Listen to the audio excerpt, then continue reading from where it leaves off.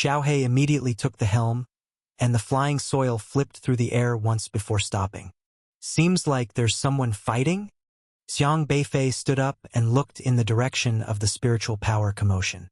From here, one could vaguely see lights flashing in the distance, about the size of a thumb from so far away. The aftershocks of battle came from there, and judging by the intensity, at least 2 different Immortal Realm experts. Let's take a look. Xiang Beifei waved his hand, intending to cloak the breath soil, but quickly found that the forces in the void were tearing at his orifice perception. He pondered for a moment and decided to give up, merely slowing down and gradually approaching.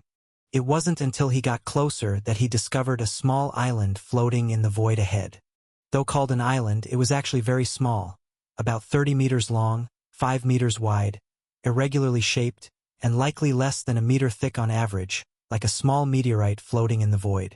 But it was entirely made of breath soil, and there were even a few plants growing on it. In the air above this island, 2 people were on the brink of conflict. Seeing these 2, Xiang Beifei's spirit was lifted.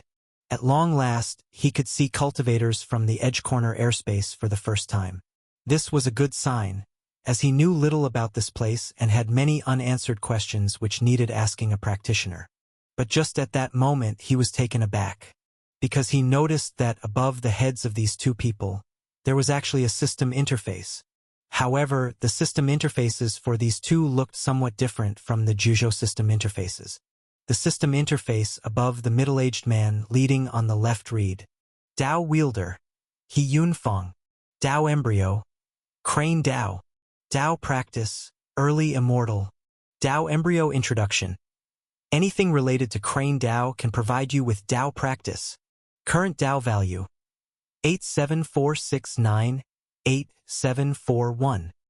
This system interface was unexpected to Xiang Beifei because its style differed significantly from the Juzhou people's system, where the Dao embryos were graded, but this practitioner had no such rating, merely introducing what his Dao embryo was.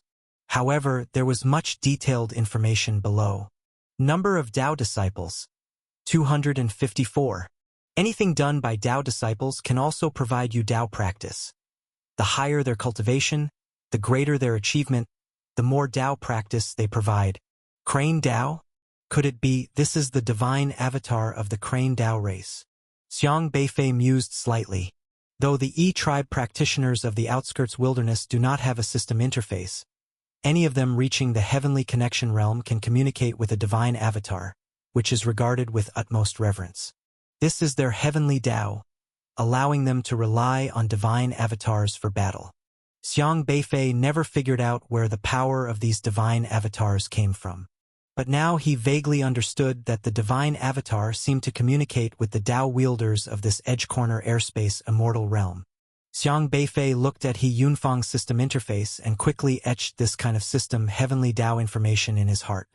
Relying on this system information and his insight into the 3,000 great Daos, he quickly learned by analogy some more critical information about the heavenly Dao. Heavenly Dao, it turns out, also has levels in the edge corner airspace. Cultivators, Dao wielders, Dao masters. Any race wanting to touch the heavenly Dao is called a cultivator before reaching the immortal realm. Upon stepping into the immortal realm, they become Dao wielders, capable of executing heavenly Dao's powers. Above Dao wielders is the Dao master. In other words, above this there should be a Crane Dao master who can wield all Crane Dao powers. So that's how it is. Xiang Beifei was quite surprised. He then looked at the other party quarreling with He Yunfeng. Dao wielder, Ying Changhong. Dao embryo, Eagle Dao. Dao practice, early immortal. This race's heavenly Dao avatar was an eagle, and the system information was basically the same as that of Crane Dao. Anything related to the eagle could increase its Dao practice. However, Xiang Beifei soon spotted that whether it was Ying Changhong or He Yunfeng, they all looked human, seemingly breaking away from the limits of their original forms. Xiang Beifei had seen the eagle head race practitioners in the outskirts wilderness, and while they had human-like bodies, their heads resembled eagles. But now they completely appeared as the human race. Thus, it seemed his conjecture was correct. The more powerful all races become, the closer their transformed appearance aligns with the human race. At this point, both parties seemed angered by some reasons, as the aura surrounding them was quite frightening, their immortal realm powers continuously trembling. Ing Changhong, don't think you can bully me too much. I discovered this land first. It should belong to me, Yunfang shouted. Ing Changhong replied with a cold snort. Do you think just because you say you saw this land first, it's yours? I could say I spotted it ages ago, but I just haven't come over to extract it yet. His tone was very arrogant, already viewing this small island as a prize within his grasp. Last time, you already took a floating island from our tribe, and now you're still trying to snatch this from me. Do you really think I have a good temper? Yunfang was extremely angry. Ha, for something this important, it goes to the one with strength. The weak are not worthy of owning land. Ing Changhong laughed mockingly. Yunfang gritted his teeth, unwilling to yield this piece of stone, and immediately roared, Then let's fight! Boom! Yunfang suddenly erupted with powerful energy, lunging forward with his palm forming a saber, slashing out a sharp, crane-shaped wing. Instantly, fierce winds rose in the void, with crane cries accompanying them. The white light burst in the void, carrying a sharp aura as it bombarded Ing Changhong. Yet Ing Changhong remained unfazed, grabbing ahead at the attacking crane wing, and the void seemed to manifest a golden claw in his grasp. This golden claw shimmered with a gilded iron luster and struck the crane wing, directly shattering Yunfang's attack.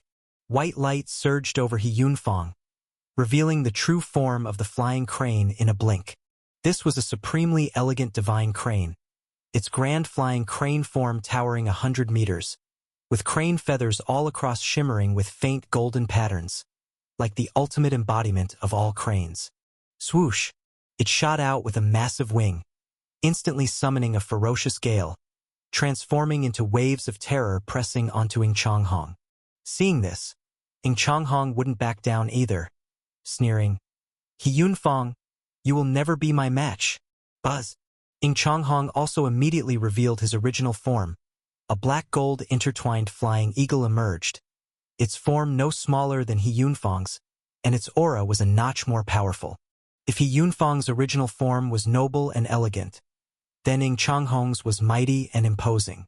Such a majestic flying eagle might never be seen again in this world. This clearly was the supreme divine eagle of the eagle race. Boom! Ing Changhong's imposing momentum overwhelmed Yunfang's in an instant, suppressing Yunfang's aura. The clash of their true forms resulted in a terrifying spiritual power surge sweeping out, affecting everything within millions of meters around them. This strike was incredibly terrifying. If it were in the outskirts wilderness, it could annihilate all life within millions of meters, even evaporating a vast piece of land. But here, with the void all around, the devouring force of the void quickly absorbed these spilled spiritual power surges. Yunfang suffered a hidden loss from this blow, thrusting backward, his previously smooth feathers now utterly disheveled. However, he did not back down but continued charging towards Ing Changhong. Xiang Beifei watched the two's battle from a distance, also examining the floating island, feeling puzzled. He had already examined it. This island, no more than 30 meters long and 5 meters wide, was almost entirely composed of breath soil, with no special treasure or mineral deposit within, nor any grand inheritance. This tiny bit of earth wouldn't even suffice to build a house. Such a shabby little island could make two immortal realm experts fight like this? Xiang Beifei pondered, propping his chin. Suddenly, he recalled Kongqing's words. In the edge corner airspace, every inch of land is precious. Is breath soil in edge corner airspace honestly valuable to the extent that people battle and kill for it? Could it be? He had plenty to spare. Xiang Beifei vaguely understood why breath soil was so important. In this void, there is a strange tearing force everywhere, specifically devouring spiritual power. For cultivators like them, it's not that they cannot fly in the air, but flying purely by themselves consumes a large amount of spiritual power. Only breath soil can resist void power, so it's understandable why two masters of the immortal realm are fighting over this small piece of land. The two masters of the immortal realm are still fighting fiercely over there. But Xiang Beifei couldn't be bothered. This matter doesn't concern him much, so he silently crept onto the small island, knocked on it with his hand, and observed the island. The breath soil on the island has some remnants of a formation, which has already shattered. The edges look fragmented, as if it fell from somewhere. The breath soil making up the island is the same as that in the desert, possessing strong resistance, and outsiders are hard-pressed to control it. The resistance is not as intense as that controlled by Kongqing. Presumably it was refined by someone, but later, for some reason, it became ownerless. To control this island, it needs to be refined again. Of course, for Xiang Beifei, controlling this island is just a wave of his hand. Effortless. However, he wasn't very interested. After all, the breath soil he has nurtured over the years is enormous, millions of times that of this island. Such a small thing doesn't concern him. The remnants of the formation on the island are quite powerful. Despite He Yunfang and Ing Changhong's fierce battle, the strong shock waves couldn't destroy this small island. The breath soil on the island is very hard, inherently indestructible. The previous owner who refined it was at least a master of the immortal realm, not easily shattered. However, the shock waves have blown the island away, swaying like a small boat in a stormy sea. Boom! Boom! Ing Changhong and He Yunfang reveal their divine true forms, clashing with each other. In the void, the majestic eagle's true form clearly suppresses the elegant white crane's true form. The violent aura rolls forth, causing the whole void to tremble. The battle reached a fever pitch. Ing Changhong's divine true form was evidently stronger. Even in the wilderness, eagles are crane's nemesis. After several exchanges, the crane could no longer maintain its elegant posture, being forced to retreat repeatedly. Bam! With a burst, the golden eagle transformed into a stream of light, swooping from afar, slammed into the crane, directly blasting a bloody hole in its chest. Bam! The crane's form couldn't withstand the blow, its true form showing visible cracks, appearing heavily injured. He Yunfang, you will never be my match. I could ruin your father, then, naturally, I could kill you too. I'll gladly take over your territory. Ing Changhong laughed triumphantly, the golden light on his body radiating like golden flames burning in the void, the majestic true form exuding a grand oppression. Eagle soaring high. The golden eagle transformed into a stream of light, seemingly piercing through the void, arriving before He Yunfang in an instant. Ing Changhong's true form is very powerful. His intent to kill is evident. If he kills He Yunfang here, not only can he seize this small island, but also He Yunfang's territory. Ing Changhong, you attacked my father with despicable means. Today I will make you pay. He Yunfang felt extreme anger at the thought. He had a deadly feud with Ing Changhong. For the contested breath soil land, his father was treacherously injured by Ing Changhong, and he's remembered this debt ever since. But Ing Changhong's strength was always superior to his, leaving him with no hope for revenge. Make me pay? You're out of luck. Ing Changhong sneered repeatedly, unleashing another wave of golden spiritual power that crashed onto He Yunfang. Boom! He Yunfang's true form kept retreating, under the pressure of the golden eagle. His aura weakened, and the cracks on his true form began spreading, nearing collapse. On the other side, Xiaohei squatted on a rock, wagging its tail, asking Xiang Beifei, should he help? Xiang Beifei shrugged, saying, who do you think will win? Era rolled his eyes beside him, howling, is there even a need to ask? Definitely the big fly. Ing Changhong's strength is very formidable, overpowering He Yunfang. He Yunfang's true form has suffered this much damage. Another hit will shatter his soul. Xiang Beifei shook his head slightly, smiling without speaking. Boom! The golden flames of the soaring eagle collided with He Yunfang's true form, directly shattering the cracked true form into fragments. Haha! Killing you wasn't easy either.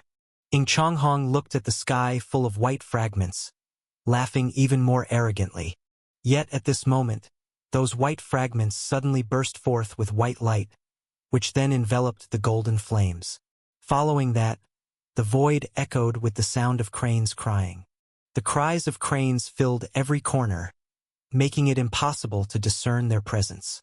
Ing Changhong felt something was wrong, frowning slightly. But suddenly, white crane shadows darted from all around, like swords, piercing him. "You're still alive?" Ing Changhong was extremely shocked. He thought He Yunfang had been completely annihilated by him, both in form and spirit, but hadn't expected him to still be alive. However, He Yunfang didn't answer. What responded to Ing Changhong was a barrage of sharp attacks. Boom! Boom! Boom! Ing Changhong hadn't anticipated this move. His true form was pierced with several alarming large holes. At the same time, all the crane shadows in the air recombined, and colorful lights appeared in the void, illuminating this world and shining on Ing Changhong. When Ing Changhong saw the colorful light, his expression changed dramatically, letting out a roar of shock and anger, and quickly thought of something, exclaiming in horror, "This is the divine phoenix bone. Where did you get it?" "It's specifically to deal with you," He Yunfang shouted. The colorful lights once again burst forth, and within this radiance, the ethereal silhouette of a brilliantly colorful divine bird emerged, enveloping He Yunfang's true form. In an instant, an awe-inspiring divine power blanketed everything within 10,000 feet around. This colorful light posed a great threat to Ing Changhong, making him feel an oppression in his bloodline, even causing his soul to tremble. Crack! The giant wings of the golden eagle in the sky were even severed directly. Ing Changhong let out a shrill, painful screech. He couldn't withstand such a powerful attack, instantly being severely injured by the colorful light, and his once majestic and domineering aura immediately weakened. He Yunfang, just wait! Ing Changhong's giant true form vanished, reverting back to his human appearance, filled with shock and anger. But he was already seriously injured with no way to counterattack. Originally, he thought he could kill He Yunfang, but hadn't expected He Yunfang to have held back a trump card. Not daring to linger, he immediately leaped high, turning into a sharp beam and fleeing into the distance without looking back. Hum! The previously shattered crane shadows in the sky recombined under the colorful light, forming a 1,000-foot-tall white crane form, though this crane form was also blood-soaked. He Yunfang looked at that piece of colorful bone in his hand, sighed, and said, "Still can't kill him. The power of this divine phoenix bone cannot be fully wielded." At this moment, he had exhausted his last bit of spiritual power to unleash the divine phoenix bone and was now utterly spent, unable to support his own body any longer, falling toward the void. Xiang Beifei stretched lazily, waved his hand, and fetched He Yunfang back from the void, tossing him onto a small island. This kind of battle didn't concern Xiang Beifei much, so he was too lazy to interfere in the fight between these two Dao cultivators. It didn't matter to him who won or lost, and even though Ing Changhong wanted to escape, he didn't stop him. After pondering for a moment, he held the piece of colorful bone in his hand, examining it carefully. This bone contained a very powerful force, which wasn't much to Xiang Beifei, but it was quite formidable for bird-like desolate beasts, seemingly able to enhance their strength and awaken their bloodlines. Just now, He Yunfang used this bone to suppress Ing Changhong, whose power was originally above his. What did he just say this was the divine phoenix bone? What's it for? Xiang Beifei wondered aloud. Xiaohe barked excitedly. For making bone soup. All you think about is eating. Xiang Beifei couldn't help but laugh. But Era suddenly stared blankly at the piece of colorful bone, looking somewhat uncertain. What's wrong? Xiang Beifei asked, puzzled as he looked at Era. Era struggled to poke its head out of Xiang Beifei's pocket, wagged its tail, scrutinized the piece of colorful bone, and howled a couple of times. What do you know about bird eggs? They said it's the divine phoenix bone, and you're not even a bird. Xiang Beifei said. Era scratched its head with its tail, indicating it couldn't be sure. Xiang Beifei fiddled with the divine phoenix bone for a moment before setting it down, and then glanced at the already dying He Yunfang, shrugging. Well, you're lucky. I quite like cranes. In his university days, he was a member of the Leisure Clouds and Wild Cranes Club, always referred to as the Little White Crane by Elder Luo. In light of this connection with cranes, he decided to lend a hand. He Yunfeng felt his consciousness swirling. He gradually opened his eyes, saw the sky, looked around, and found himself lying on a small island. "I'm still alive?" He sat up in shock. It's important to know, just now after repelling Ying Changhong, he didn't even have extra spiritual power to maintain his flight. Falling in the void is very dangerous because this airspace is boundless and everywhere it is suffused with a void power potent enough to devour spiritual power. Anyone unconsciously falling in the void, their spiritual power will be completely consumed by the void, and the final result is death. Even for him, being in the immortal realm doesn't make him an exception. He clearly remembered just moments ago he was unable to move toward the island. How did he suddenly save a life? Moreover, he found that the injuries to his spirit had unknowingly healed. "You're awake." At this moment, a relaxed voice sounded from behind him. He Yunfeng was startled and immediately stood up, warily looking towards the source of the voice. A young man was lying on a rock, hands under his head, gazing at the starry sky, leisurely crossing his legs. He Yunfeng looked at this young man with suspicion and uncertainty. This young man didn't emit a strong aura, seemingly weaker than him even. But he didn't underestimate him, for anyone appearing here could hardly be ordinary. "Did you save me?" Yunfeng asked. Passed by, gave a helping hand. Xiang Beifei said. He Yunfeng was slightly taken aback and hastily bowed. "I am He Yunfeng. Thank you, Taoist friend, for saving my life." "No worries." Xiang Beifei waved his hand and tossed the piece of colorful bone back to He Yunfeng. "This is yours. Quite a remarkable thing. Divine Phoenix Bone." He Yunfeng hurriedly caught the bone. This was his life-saving card, containing powerful avian energy, extremely precious to him. This young man actually returned the Divine Phoenix Bone to him? Could this person not recognize its value? But that shouldn't be. Such a precious, colorful bone. Anyone with some discernment should feel the power contained within. He Yunfeng was a bit skeptical.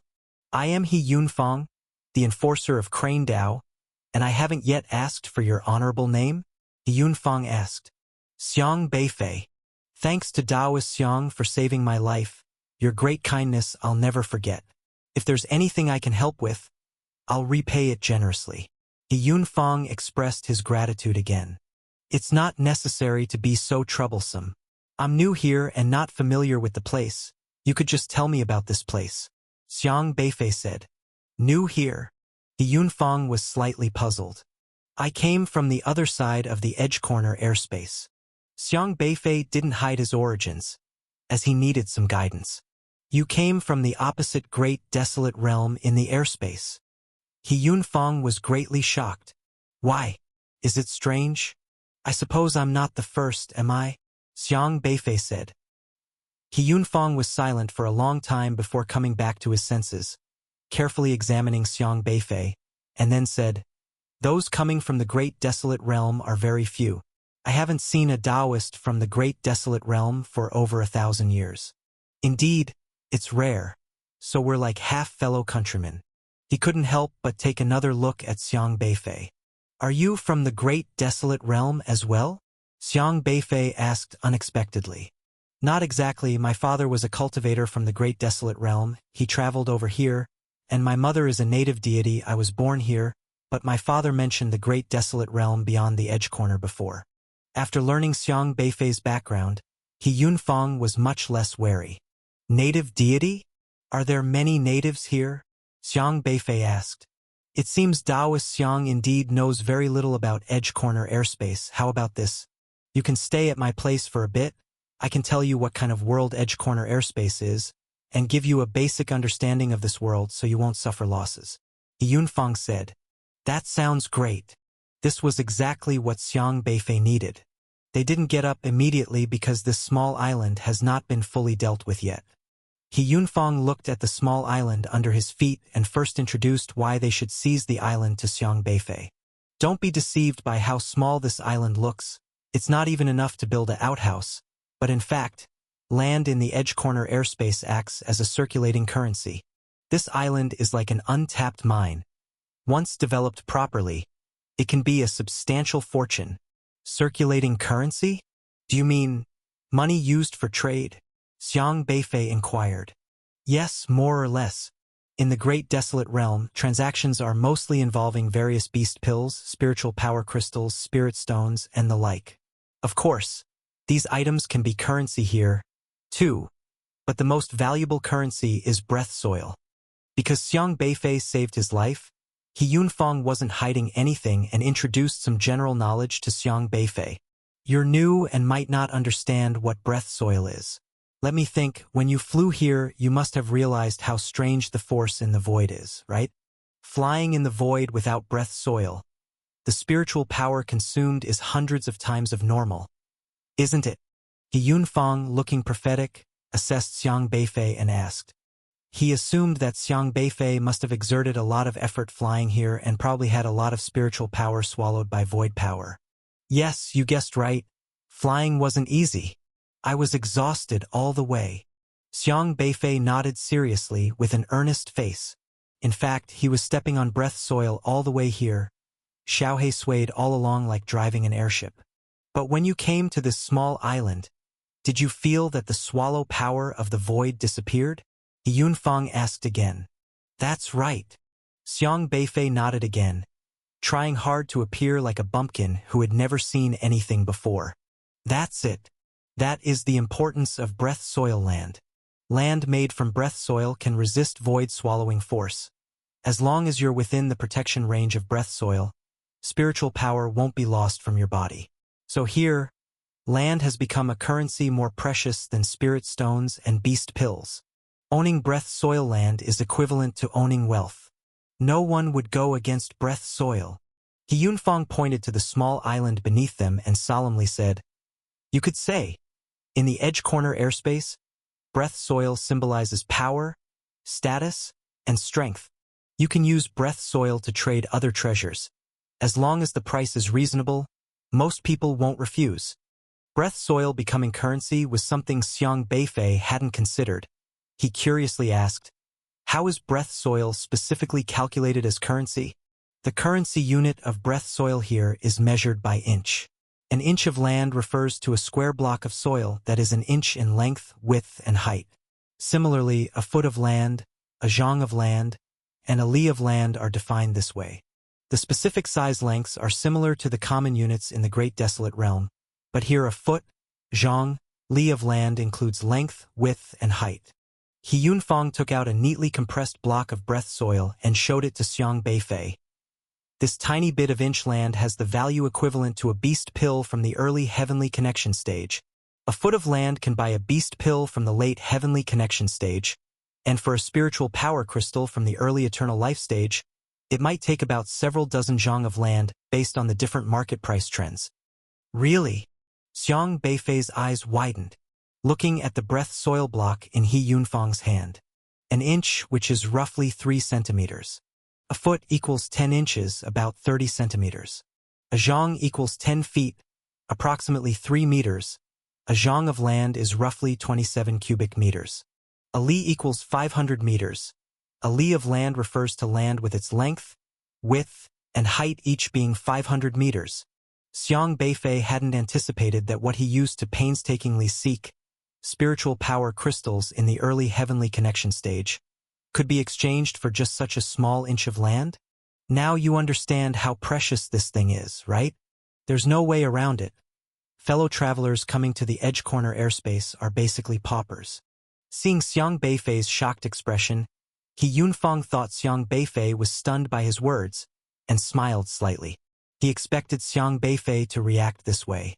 Xiang Beifei was indeed very shocked, but the definition of shock in his mind differed from He Yunfang's understanding.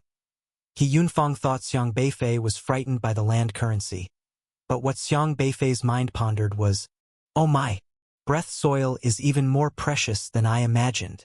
Currently, he possessed countless breath soil. If he were to fully display the breath soil, it could form a large block with length, width, height reaching tens of thousands li, right? How many beast pills could that purchase? He exchanged a glance with Xiaohei. Xiaohei's eyes also sparkled like little stars. We've struck it rich. We've struck it rich. Xiang Beifei instantly felt he had reached the pinnacle of life. His happiness index soared. Having newly arrived, while others are paupers, he's a grand millionaire with land spanning thousands of miles. This start is the pinnacle of life. After a while, Xiang Beifei asked curiously, if land is so scarce here, why don't you dig up soil from the great desolate realm? That's precisely what I wanted to tell you. Bringing soil from over there is useless because that soil cannot withstand the swallowing force of the void. Only breath soil can. Breath soil is a very special existence, and cannot be compared with that soil. He Yunfang felt necessary to throw some cold water on Xiang Beifei, lest he laboriously goes back to the great desolate realm to bring soil over, doing pointless work. So that's how it is. Xiang Beifei nodded and asked, then can the breath soil be nourished and propagated using spiritual power? The breath soil can be induced to grow, but the speed is extremely slow.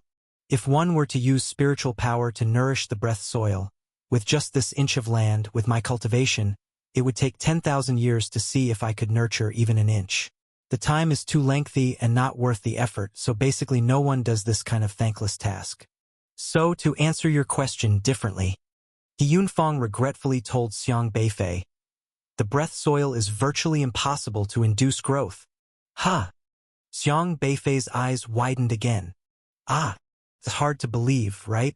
What can you do? The land that you see everywhere in the great desolate realm is so precious here. If the breath soil could be nurtured, it wouldn't be fought over by thousands of people anymore. The land would be everywhere here, right? He Yunfang had already anticipated seeing Xiang Beifei's shocked expression. This young man must be terrified by the situation in the Edge Corner airspace. Speaking of which, wouldn't anyone coming over from the great desolate realm be shocked upon hearing about this? To He Yunfang, the Edge Corner airspace is the true society.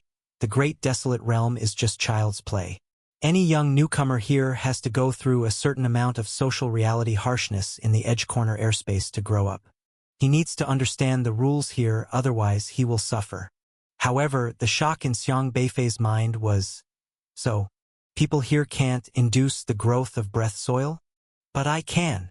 I can produce so much. Xiang Beifei's mind was filled with those cute little grains of sand. For the first time, he realized how special the breath soil was. Breath soil was the second ability he unlocked on the Spirit Gathering book. In the past, every time he used it, it was just to block attacks or release smoke bombs to confuse opponents. Later, he induced growth so much that he eventually didn't bother anymore and just stored them in the Spirit Gathering book. Who would have thought these stiff little guys would be so useful? He felt as if he had found the pathway to wealth here. He Yunfang looked at the small island beneath their feet and said, you should have seen Changhong and me fighting just now, right? Then you should understand why we value such a small island so much. Understood, Xiang Beifei replied. This small island isn't actually that large, roughly 30 meters long, 5 meters wide, with an average thickness of less than a meter, and it's not very regular in shape either. If converted to lengths where all dimensions are 10 feet, it's probably around 5 feet of land at most. Though it wouldn't buy a spiritual power crystal of the immortal realm, it's still a considerable fortune. He truly understood what an inch of land is worth an inch of gold means.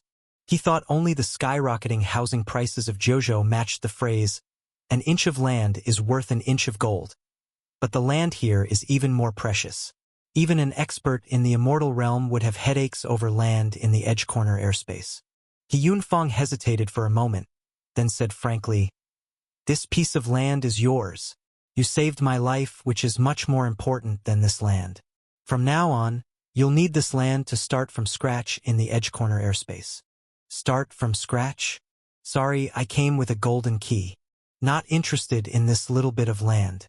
Xiang Beifei smiled and said, how about this, Taoist he? I'll not take this land. I'll first rest at your place.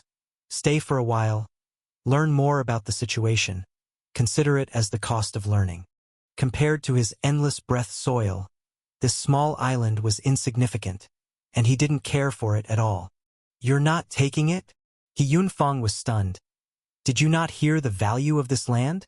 This is not the kind of land you see everywhere in the Great Desolate Realm. It's breath soil land. Do I need to emphasize again what breath soil is?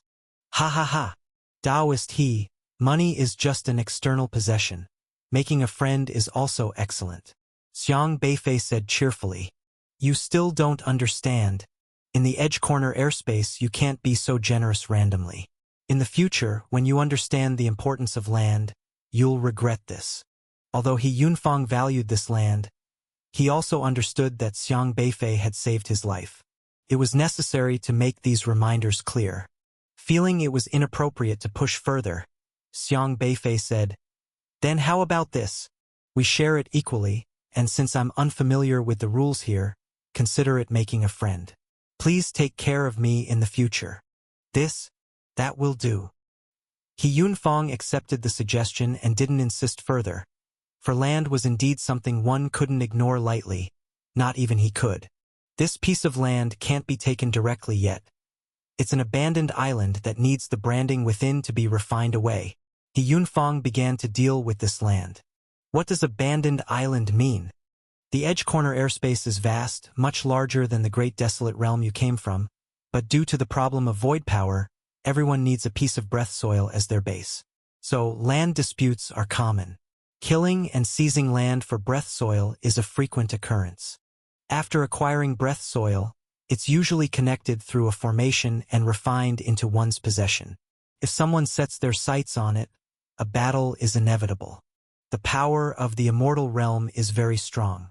Once a battle occurs, it won't destroy the breath soil, but will shatter the formation on the breath soil, causing the land to split apart. Sometimes, carelessly, a small piece of land gets swept 108,000 miles away by the wave of spiritual power. This piece of land, judging by the remaining formation marks on it, looks like it was part of someone's or a sect's territory destroyed in battle, causing it to drift in the void until we discovered it. To control this land, the previous owner's spiritual imprint must first be erased, and then your spiritual imprint introduced. He Yunfeng busied himself around the land, concerned Xiang Beifei wouldn't understand, and added, I'll teach you how to imprint your spiritual power on the breath soil to control it. This is very important, and you need to learn it. All right, I'll count on you, Taoist he. Xiang Beifei nodded seriously. Honestly, controlling breath soil seemed exceedingly easy in Xiang Beifei's view, but he didn't reveal his ability, preferring to let He Yunfeng handle it, while he pretended to be an innocent novice on the side. The breath soil's power here wasn't particularly strong, at least not compared to when Xiang Beifei first arrived, passing through that piece of Kongqing. I remember when I came, that desert was also breath soil. Doesn't anyone powerful go there to transport it? Xiang Beifei asked. He Yunfeng shook his head. It's not that simple.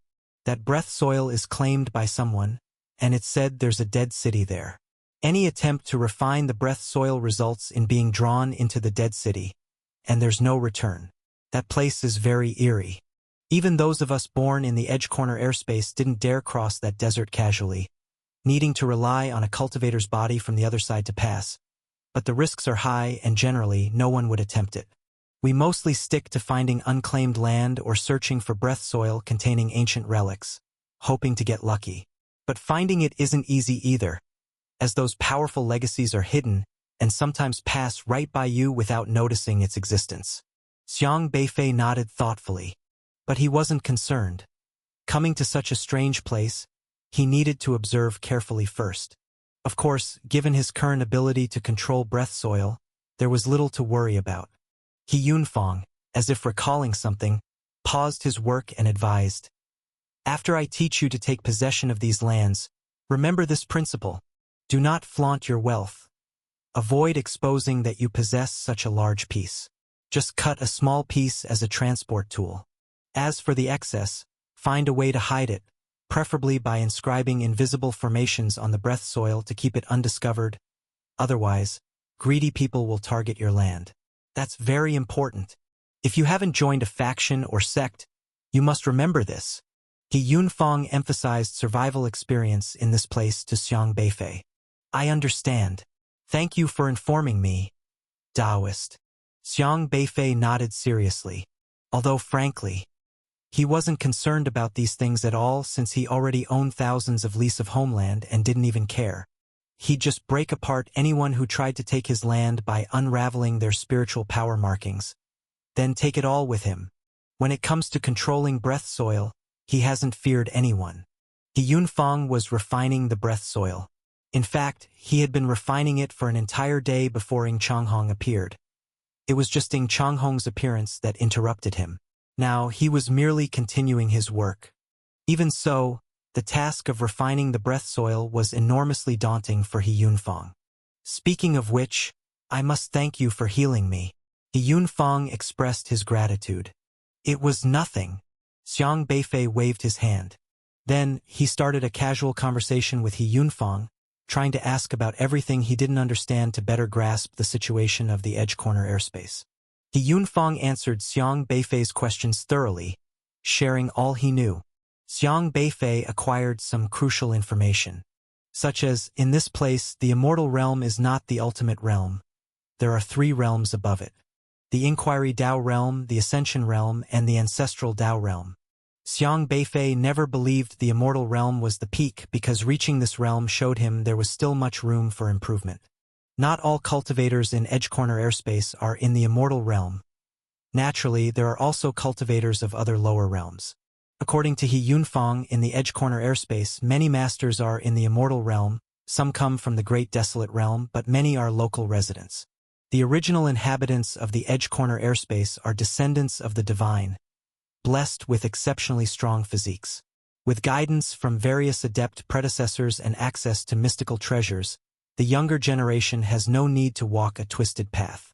They smoothly cultivate from the chi-controlling phase to the heavenly connection realm. At least, it's much simpler than the wilderness where Xiang Beifei resides, and cultivation here is countless times faster than in the wilderness.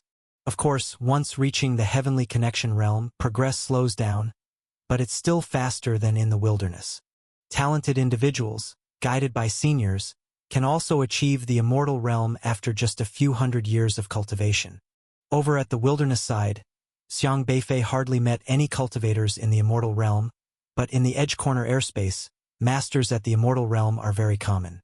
Naturally, one only truly becomes a Dao practitioner of the Edge Corner airspace after stepping into the immortal realm.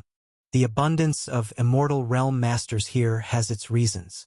Firstly, many masters from the Great Desolate realm choose to leave the wilderness for the Edge Corner airspace after reaching the immortal realm, striving to explore its secrets and never return. As they are all immortal over time, their numbers continue to grow. The second reason is that these masters are built upon the accumulation of time.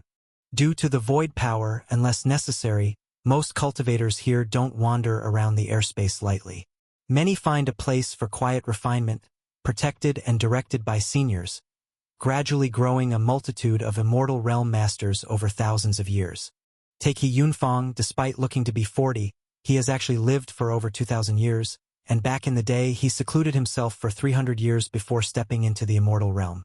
Next, Xiang Beifei inquired about the racial powers in the Edge Corner airspace, receiving another piece of information he needed to heed. That is the Dao Palace. The Edge Corner airspace is vast. The void power would consume spiritual power, and breath soil is extremely scarce. If one established their own sect, lacking strength, they could easily be wiped out by others. Hence, the races here band together to form various sects. Small forces seek protection from larger powers by giving up part of their territories, attaching themselves to others' domains. Among the thousands of races, there are thousands of forces, allied and conflicting, a mix of fish and dragons. Yet, regardless of how powerful these racial forces become, they are inconsequential before the Dao Palace. The Dao Palace is aggregation of countless masters of various races. The cause lies in the breath soil. Breath soil is difficult to cultivate, needing tens of thousands of years to yield any quantity. Ordinary racial cultivators simply lack the time to undertake such a task. Yet breath soil is indispensable, prompting numerous powerful races to unite. establishing the Tao Palace to foster breath soil. Their purpose is to collectively resist the void power, so as not to leave everyone perpetually threatened by the forces of the void. Simply put, it's an establishment aimed at benefiting countless racial cultivators. Therefore, the Tao Palace holds great authority in the Edge Corner airspace. He Yunfang spent another 3 hours refining a tenth of this breath soil land. He removed the plants above and irrelevant formation seals, evidently struggling, a thankless task. Xiang Beifei simply couldn't stand it anymore, secretly lending a hand, weakening the resistance of the breath soil to speed up He Yunfang's refinement. Otherwise, with He Yunfang's ability, it would likely take several more days. We are fortunate. The breath soil on this abandoned island is easier to refine than ever. He Yunfang didn't realize Xiang Beifei intervened, attributing it to the abandoned island's formation, looking rather pleased. Indeed, we are quite lucky. Xiang Beifei shrugged. He Yunfang immediately divided all the refined breath soil into 2 portions, giving one to Xiang Beifei, before leading him to his territory. On the way, he instructed Xiang Beifei on how to claim the breath soil using his spiritual power. Although Xiang Beifei didn't need it, he politely expressed his thanks. The outer wilderness domain is an empty void, lacking any clear landmarks like streams or mountains. They rely on imprints fixed on the breath soil to navigate.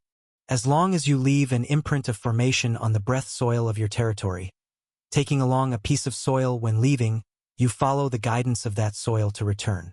Breath soil remains unaffected by the void power, preventing any loss of direction. With their immortal realm abilities, they flew for 2 more hours before finally stopping. He Yunfang suddenly waved his hand in the void, causing ripples in the air that gradually dispersed, revealing a small courtyard. This courtyard, like a small island, floated in mid-air. It wasn't very large, covering roughly 400 to 500 square meters. Due to the limited resources of the breath soil, only a thin layer, no more than 1 meter thick, covered the ground. Above this layer, a small mountain was conjured using formation. The protective range of breath soil was limited, so the small mountain couldn't be built too high, only about 300 meters. Nonetheless, the mountain was exquisite, with small houses scattered throughout, totaling several hundred finely crafted wooden huts, very quaint. This mountain wasn't just built above the breath soil. Even below the breath soil was a small mountain, with a slightly different architectural style, inhabited by different people.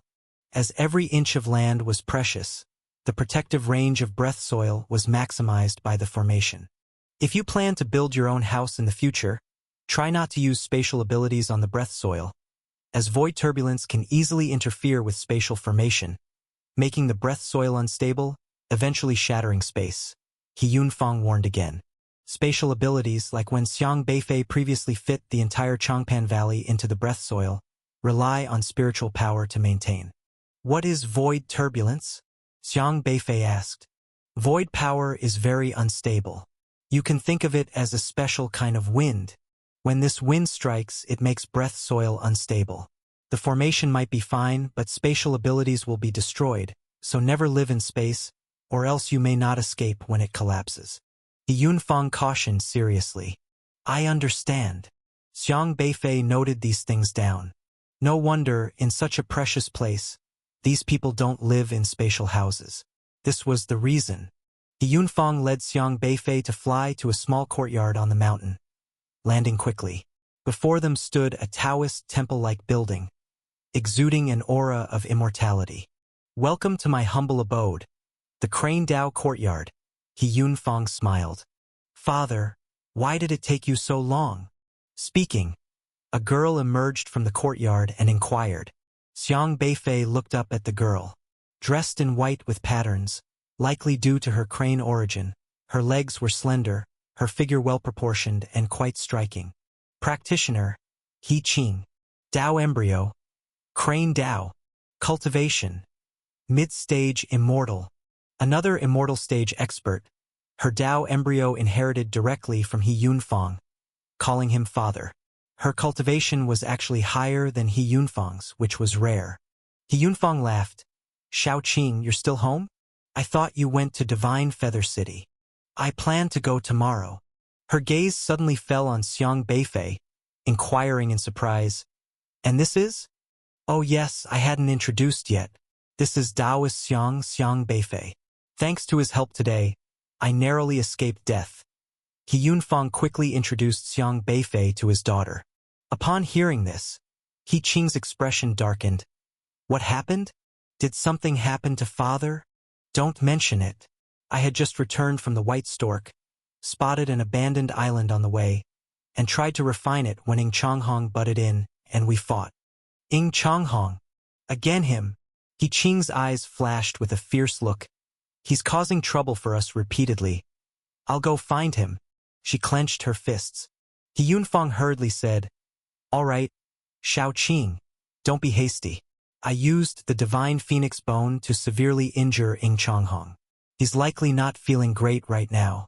But at that time, I was exhausted too, nearly perishing in the void. If it weren't for Taoist Xiang passing by and pulling me out. He Yunfang gratefully glanced at Xiang Beifei again. He Qing was silent. Then after a moment, cupped her hands to Xiang Beifei. Thank you, Taoist, for your aid. I, He Qing, am indebted to you for saving my father's life. No need to be so polite, Xiang Beifei replied nonchalantly. He Yunfang laughed. By the way, Taoist Xiang just came from the Great Desolate Realm and isn't familiar with this place. He needs to stay here a few days to learn about the Edge Corner airspace. Speaking of which, I still don't know what tribe Taoist Xiang belongs to over in the Great Desolate Realm. Many tribe cultivators are over in the Great Desolate Realm. Still, upon reaching the immortal stage, they transform into human forms. Preoccupied with refining breath soil, He Yunfang had forgotten to ask. Xiang Beifei did not hide it and said, Human race. Human race. He Yunfang paused abruptly, his body slightly stunned, looking at Xiang Beifei with suspicion and uncertainty. He Qing's expression also suddenly changed, even carrying a hint of wariness. What's the matter? Xiang Beifei asked. Are you really a human race cultivator?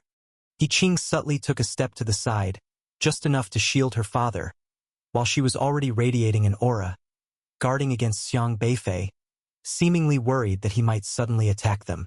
Yes. Pure human bloodline? What else? He Qing and He Yunfang exchanged glances. You seem to harbor quite a bit of hostility towards the human race? It's not that we are hostile. What the human race represents, you should be clear about. He Qing said. What should I be clear about? It's my first time at the Edge Corner airspace. Why don't you tell me? Xiang Beifei was rather calm. He Yunfang recovered from his amazement, remained silent for a moment, and then said helplessly, The human race is not welcome here, or rather, there are no humans in the Edge Corner airspace. People say this race is the source of disaster. Source of disaster? Xiang Beifei raised an eyebrow. The major turmoils in the Edge Corner airspace were all incited by the human race, bringing disasters to many species. He Yunfang recalled something and felt quite emotional. What major turmoils? The Common Valley unrest. Though the Edge Corner airspace is not usually completely peaceful, with various conflicts, compared to the turmoil brought by the human race, they are nothing. The largest tumult was over 30 years ago, known to all as the Common Valley unrest. And it was no joke. He Yunfang sighed. Common Valley. Xiang Beifei was utterly astonished. Yes, the Common Valley unrest. Back then, a very powerful human emerged, opposing all races, breaking the void with a single sword. Countless Taoists from thousands of races fell because of this, and the Tao Palace issued a manhunt order, summoning all the experts from 10,000 races to battle in the Common Valley. I have explained to you what the Tao Palace is. He Yunfang recalled the matter, his brows deeply furrowed. Xiang Beifei naturally understood. The Tao Palace, tasked with nurturing breath soil, benefiting all races, essentially represents authority, and at its command, all races respond. That battle was extremely brutal. Countless experts from the Tao Palace perished, their souls annihilated, unending flesh filling the Common Valley, staining the entire valley red with blood, a shocking sight. 10 days of void power, rampant, devouring blood and souls couldn't clean it. showing just how many Taoists perished. He Yunfang shook his head slightly, sighing. What was the cause of that unrest? Xiang Beifei pursued. It is said that the human expert was inherently violent, wantonly killing innocents for cultivation, using terribly horrifying cruel methods, capturing strong experts from various races to extract and refine their souls, thus stepping into the ancestral Tao realm, becoming a common enemy of the major races for a time. He Yunfang mentioned this human expert, his brows showing nothing but heaviness. For some reason, he could also control void power, relying on it to act wantonly. At that time, he even triggered powerful and terrifying void tides, destroying the territories of many races. With his own strength, he killed 5 ancestral Tao gods of the Tao Palace, 27 Ascension Realm experts, and countless Inquiry Tao Realm experts, committing monstrous killings. Void power is feared by all races in the Edge Corner airspace, for it can counter spiritual power, weakening every cultivator with spiritual power, who can only rely on breath soil to resist it. So, if someone has control over void power, it definitely incites panic among countless races. What was that person called? Wu Feng. Xiang Beifei fell into silence. Someone named Wu Feng initiated the Common Valley Rebellion? Common Valley, this place Xiang Beifei was not unfamiliar with. Wu Feng he was also very familiar with, because he had a broken sword named Wu Feng in his hand. Is it a coincidence? Xiang Beifei couldn't be sure. Common Valley, he heard about it from the old giant spirit. The old giant spirit met Taoist Qingda here in the Edge Corner airspace. Taoist Qingda also had 2 bricks. The old giant spirit's sense of smell was very keen and had once smelled the aura of a 3rd brick in the Common Valley. When the old giant spirit learned that Taoist Qingda had lost his memory, he said, "Could it be that something happened to him in the Common Valley? Could it be this Wu Feng is his grandfather?" Xiang Beifei himself couldn't be sure. What exactly did grandfather do here? He Yunfang didn't know what Xiang Beifei was thinking, nor did he connect Xiang Beifei with the notorious Wu Feng. He just continued to speak. That battle was chaotic and dark. Those who participated still refused to mention what happened back then. Later, the Tao Palace finally suppressed him, but the cost was extremely heavy, and then the Tao Palace issued an order. He Yunfang stopped here, hesitating whether to continue. It was He Qing on the side who stared at Xiang Beifei, coldly finishing the sentence. Any race, if they see humans in the Edge Corner airspace, they are to be killed without mercy. Xiang Beifei was silent for a moment. Then he looked up and asked, "Do you intend to take action?" He Yunfang and He Qing exchanged a glance. "I won't take action against you." He Yunfang shook his head and said, "Emotionally and rationally, one shouldn't attack their own savior. What about you?" Xiang Beifei looked at the girl He Qing. He Qing was clearly a gifted individual. Her strength and cultivation surpassed even her father's. She won't either.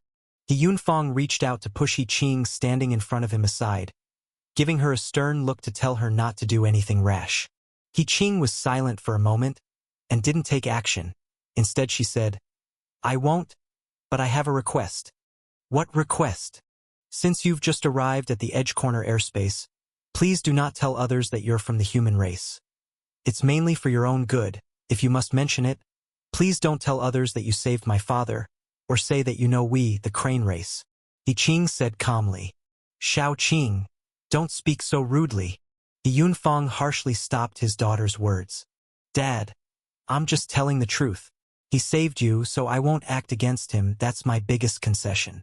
This also concerns our entire Crane Tao race. If the law enforcers of the Tao Palace find out we sheltered a human and didn't report it, there's no need to say what the consequences would be." He Qing persisted in her opinion.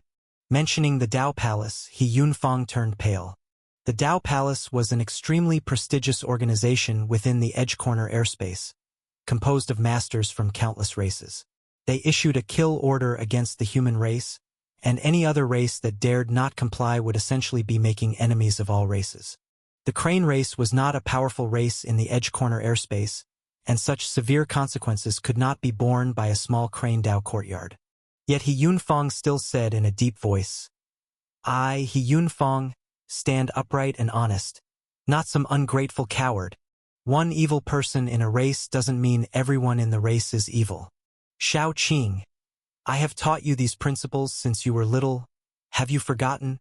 He Qing pressed her lips tightly, not arguing back. Actually, your daughter's concerns are not unfounded. Taoist He, you don't need to mind too much.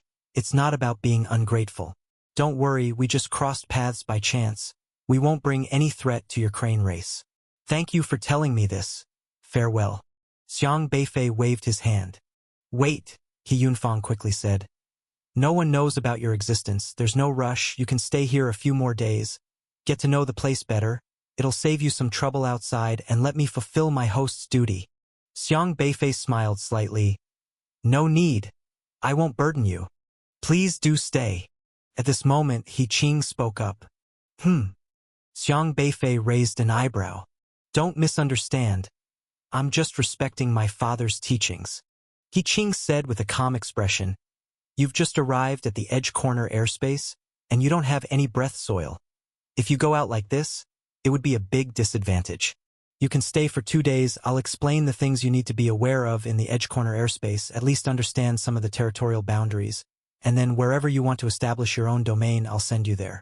He Yunfang said from the side. Of course, if you wish to stay at our Crane Dao courtyard for cultivation, I can provide you with a residence. You can cultivate here as long as you want. As long as you don't expose your identity, there's no problem. Dad, this decision is mine to make. He Yunfang insisted. Xiang Beifei pondered for a moment. He indeed needed more information regarding Common Valley, the Dao Palace, and the distribution of forces in the Edge Corner airspace. As for going to places like Wuhou, he wasn't in a rush.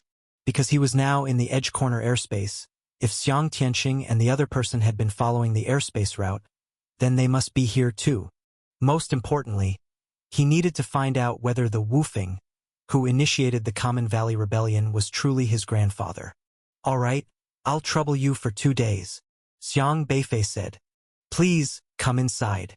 He Yunfang was quite enthusiastic. He Qing said no more, stepping aside to make way. The Crane Dao courtyard is a very tranquil place. Due to the limited breath soil, many places have been fully utilized. The layout here resembles an ethereal paradise, with mountain peaks gracefully contoured, and every now and then, you can spot some little white cranes peeking curiously, flying back and forth in the corners of the cliffs. Not all crane race people in the Crane Dao courtyard are powerful. There are also many little cranes that have not completely transformed into humans. As long as they have not fully mastered the crane path of heavenly Dao and reached the immortal realm, they will carry more or less crane-like traits. He Yunfang is the current clan leader of the Crane Dao courtyard. Their race is relatively weak and usually lives secluded from the world, content in a corner. Xiang Beifei had not seen a third fully transformed crane race master along the way. I thought there would be quite a few in the immortal realm among your crane race, but it seems I haven't seen many. Xiang Beifei said. Haha, actually we're doing okay. We have about 10 elders in the clan. It's just that they have all retired for secluded cultivation. Actually, I also want to cultivate in seclusion. We take turns being the clan leader here, and it's just my turn for this period. Yunfang laughed. Oh? Clan leader can be rotated. Xiang Beifei found it very intriguing. The position of clan leader signifies the dignity of a race, as well as a symbol of power and status. No matter where it is placed, people would struggle fiercely to seize it. Normally, in a family, there are countless branches, with numerous uncles and cousins, all eyeing the clan leader position to secure more cultivation resources for their children. And yet, it can be rotated? He Yunfang laughed. You don't understand. The clan leader's position is like a hot potato, constantly busy with running around, trading cultivation resources with others, maintaining when the formation encounters issues.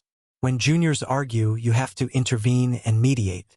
If necessary, you also have to teach juniors or handle family business ventures. For us who have cultivated to the immortal realm, our lifespan is infinite. If we keep doing it without stop, we'd get tired eventually. Xiang Beifei thought carefully and realized it indeed makes sense.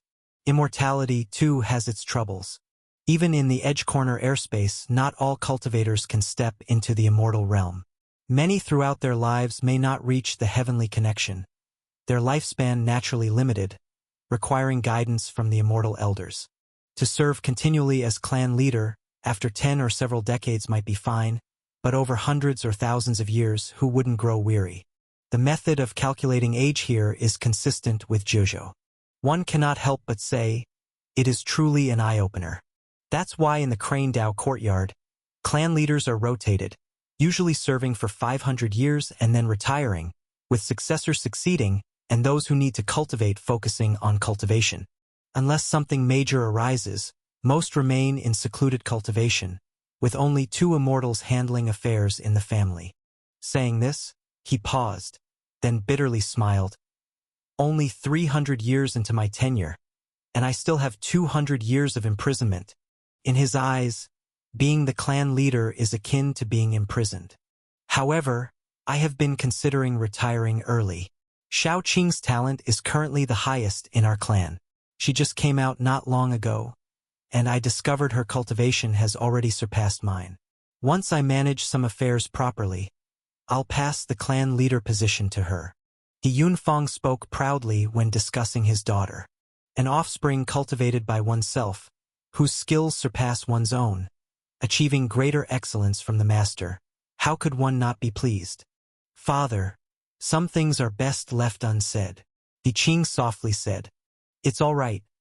When you achieve success, as a father you have to show off, haven't you? If I can't brag, what's the point of my existence as a father? He Yunfang laughed heartily, clearly not treating Xiang Beifei as an outsider, and added, to be honest with Taoist Xiang, my daughter reached the immortal realm in less than 200 years and reached mid-immortal realm after another 200 years. She's not yet 500. She's a bachelorette.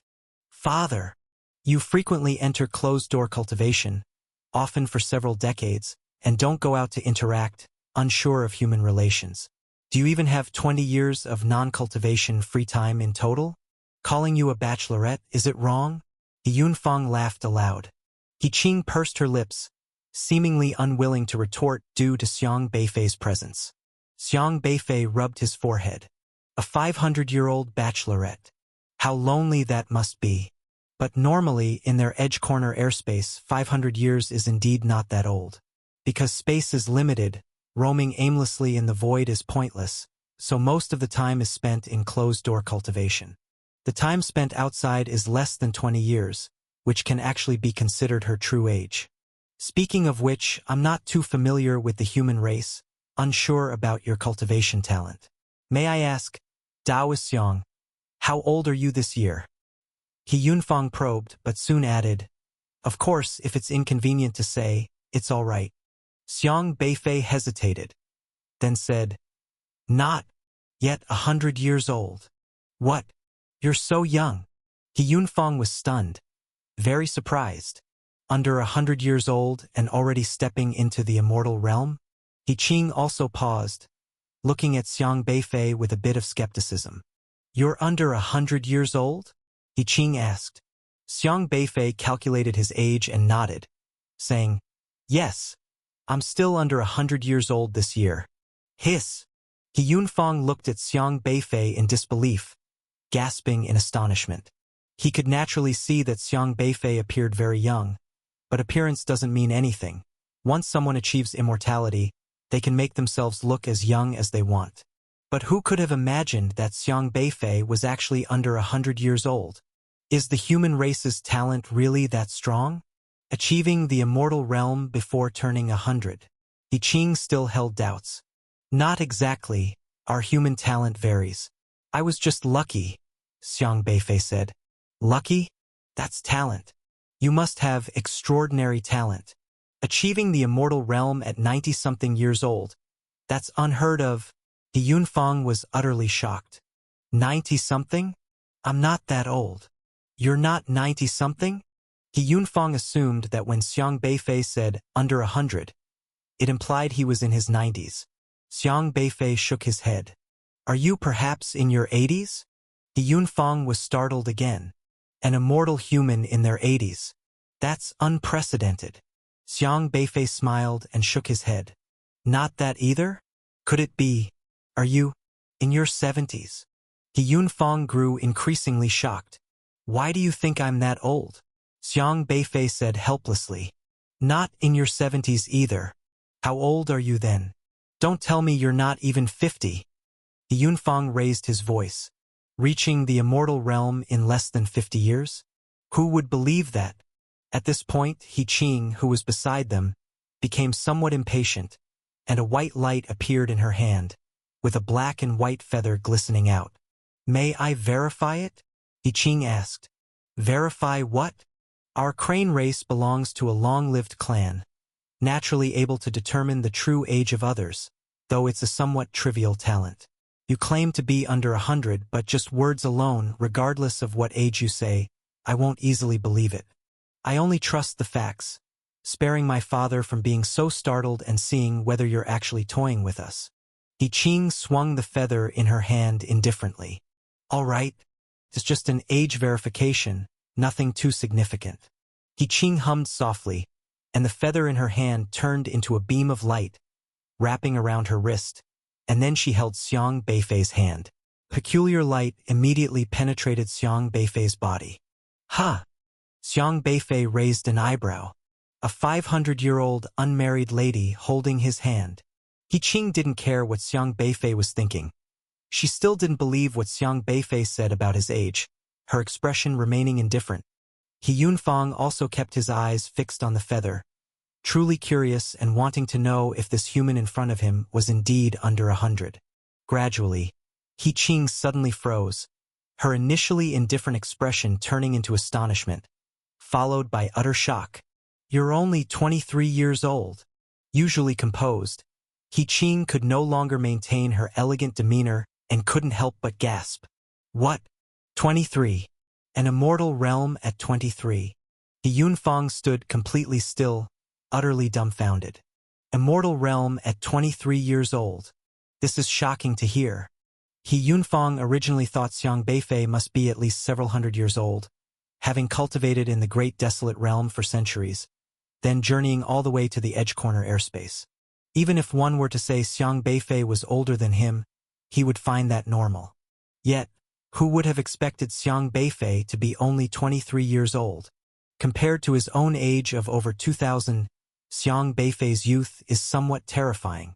The talent of the human race, is it truly this remarkable? He Qing was obviously shocked as well. She thought achieving mid-stage immortal realm in 500 years was an extraordinarily rare talent, but compared to this young human, she felt insignificant. It's not really, I'm just an exception. Xiang Beifei shrugged. But you're 23, He Yunfang emphasized. Thanks for the reminder. He Yunfang, He Qing. The father and daughter exchanged glances, their expressions taking a long time to recover. Could there be a mistake? He Qing asked. Aren't you still holding my hand? You can keep checking. Xiang Beifei replied. Only then did He Qing realize that she was still holding Xiang Beifei's hand. She was so shocked earlier that she held on tightly. With Xiang Beifei's comment, her expression changed, and she quickly let go of his hand. Incredible! Unbelievable!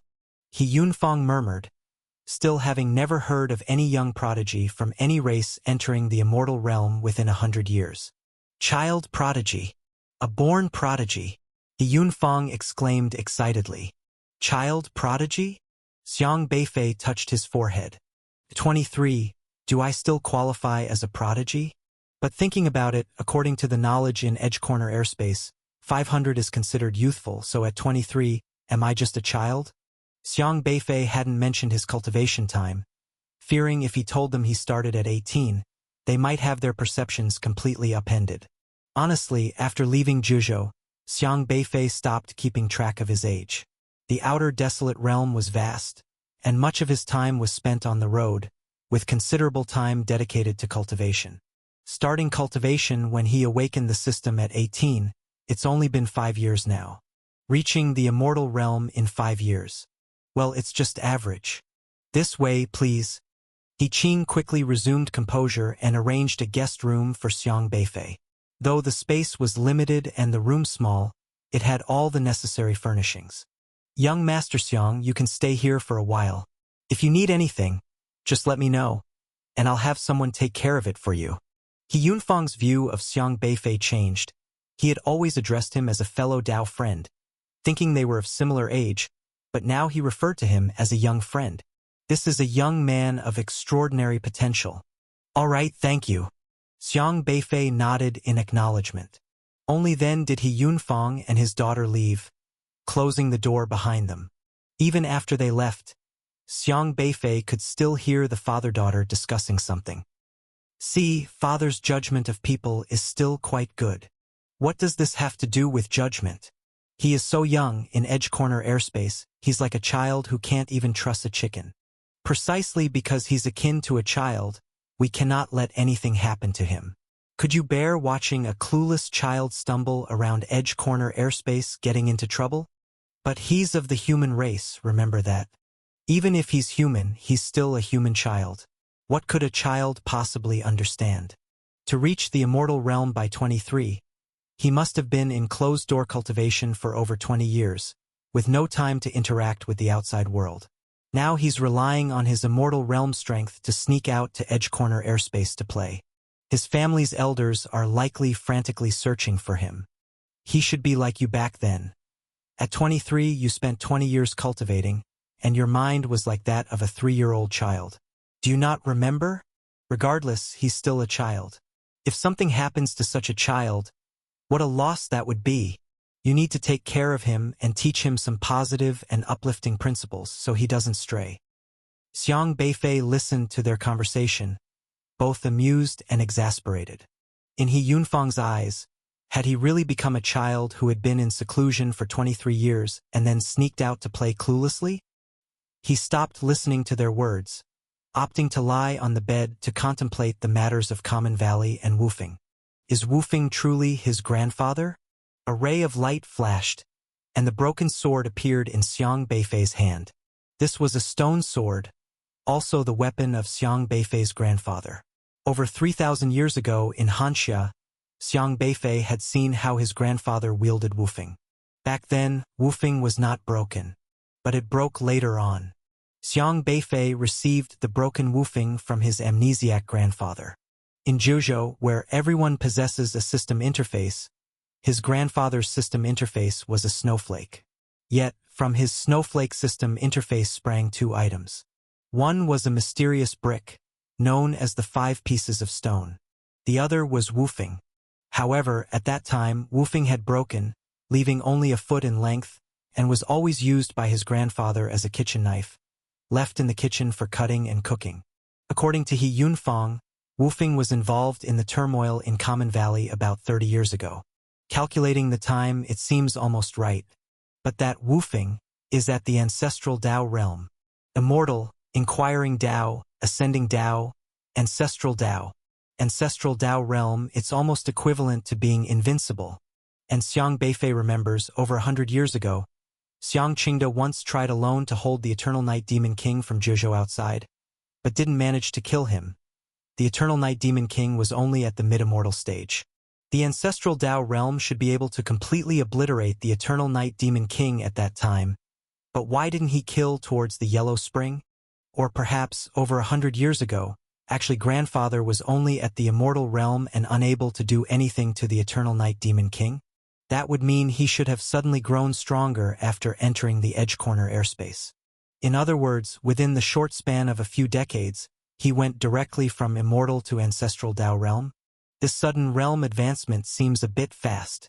Xiang Beifei carefully sorted through the timeline, feeling increasingly surprised.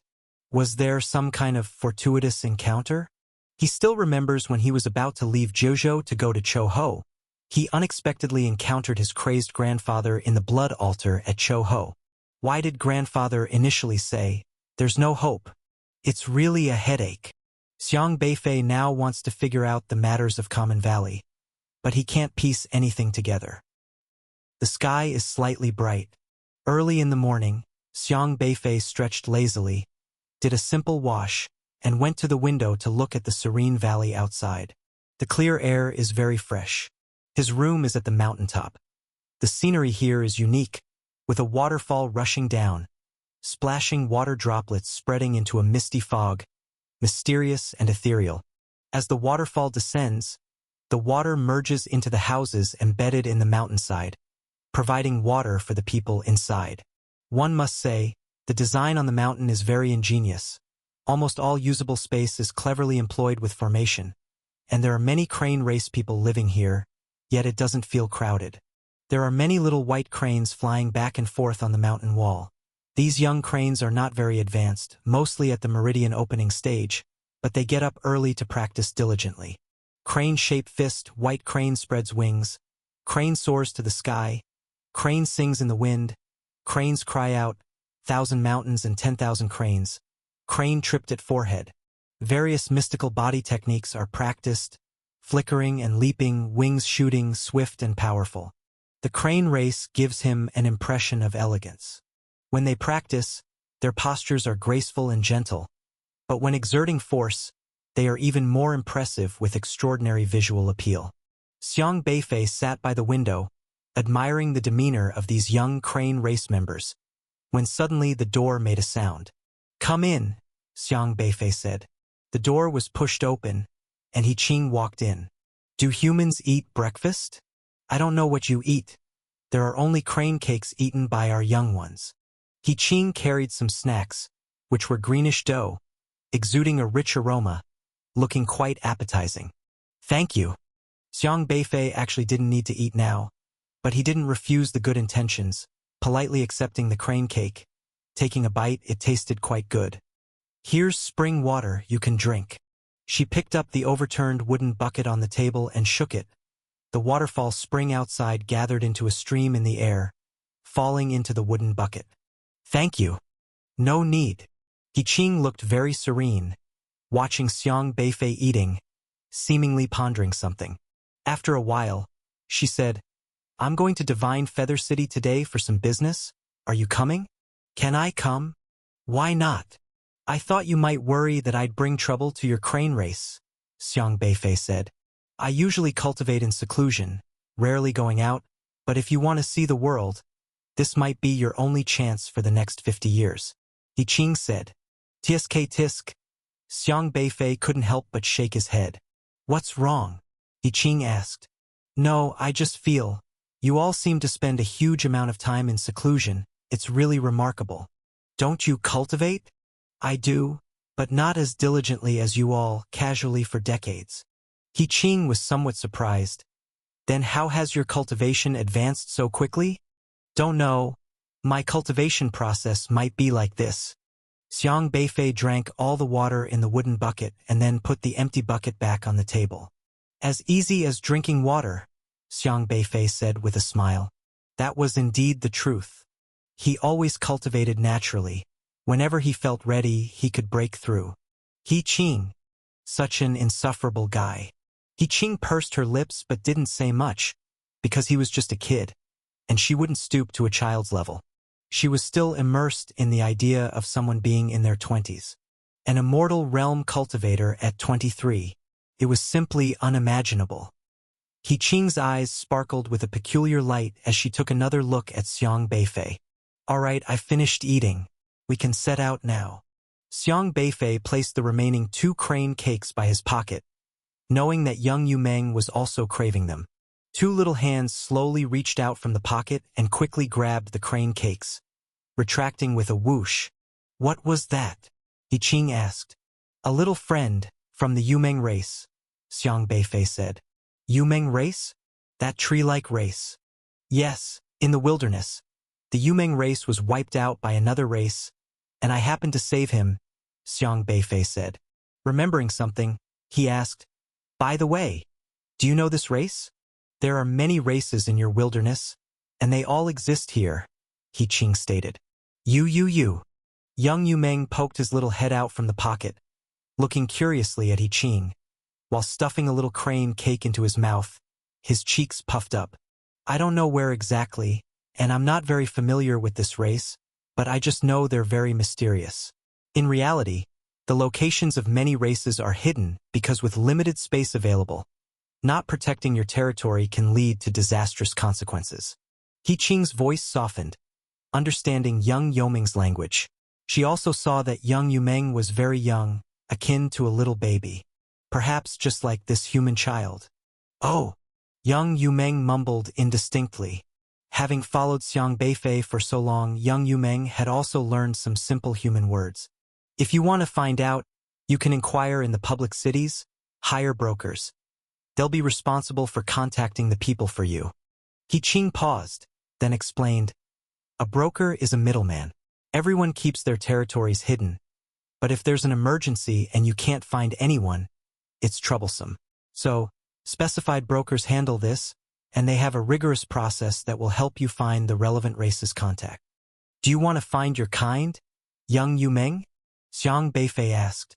Young Yumeng ate the crane cake, blinked his clear little eyes, and clutched Xiang Beifei's clothes, then shook his head. To young Yumeng, staying with Xiang Beifei felt safer, since he was unfamiliar with his own kind here. Although occasionally teased by Era, everyone was protecting young Yumeng, who now considered Xiang Beifei's pocket as home. Xiang Beifei couldn't help but smile softly. He seems to trust you a lot, He Qing said. We get along well. Xiang Beifei shrugged his shoulders. Indeed, a child's nature out to have fun. He Qing looked at Xiang Beifei one more time, then said after a moment, let's go. They left the room and flew towards the mountaintop. He Yunfang was there, waving with a smile as he saw Xiang Beifei. Young Master Xiang, remember not to get lost or expose your identity. If you don't understand anything, ask Xiao Qing. She'll take good care of you, He Yunfang instructed. Understood. Xiang Beifei nodded courteously. Go ahead. I need to heal my injuries, so I won't accompany you. He Yunfang had sustained significant injuries in his clash with Ng Changhong yesterday. He Qing waved her hand, and a white light flashed as a cluster of breath soil formed under her feet. Xiang Beifei stepped onto it, and the two of them headed straight into the void. He Qing's flying speed was swift, quickly leaving Crane Dao Courtyard out of sight.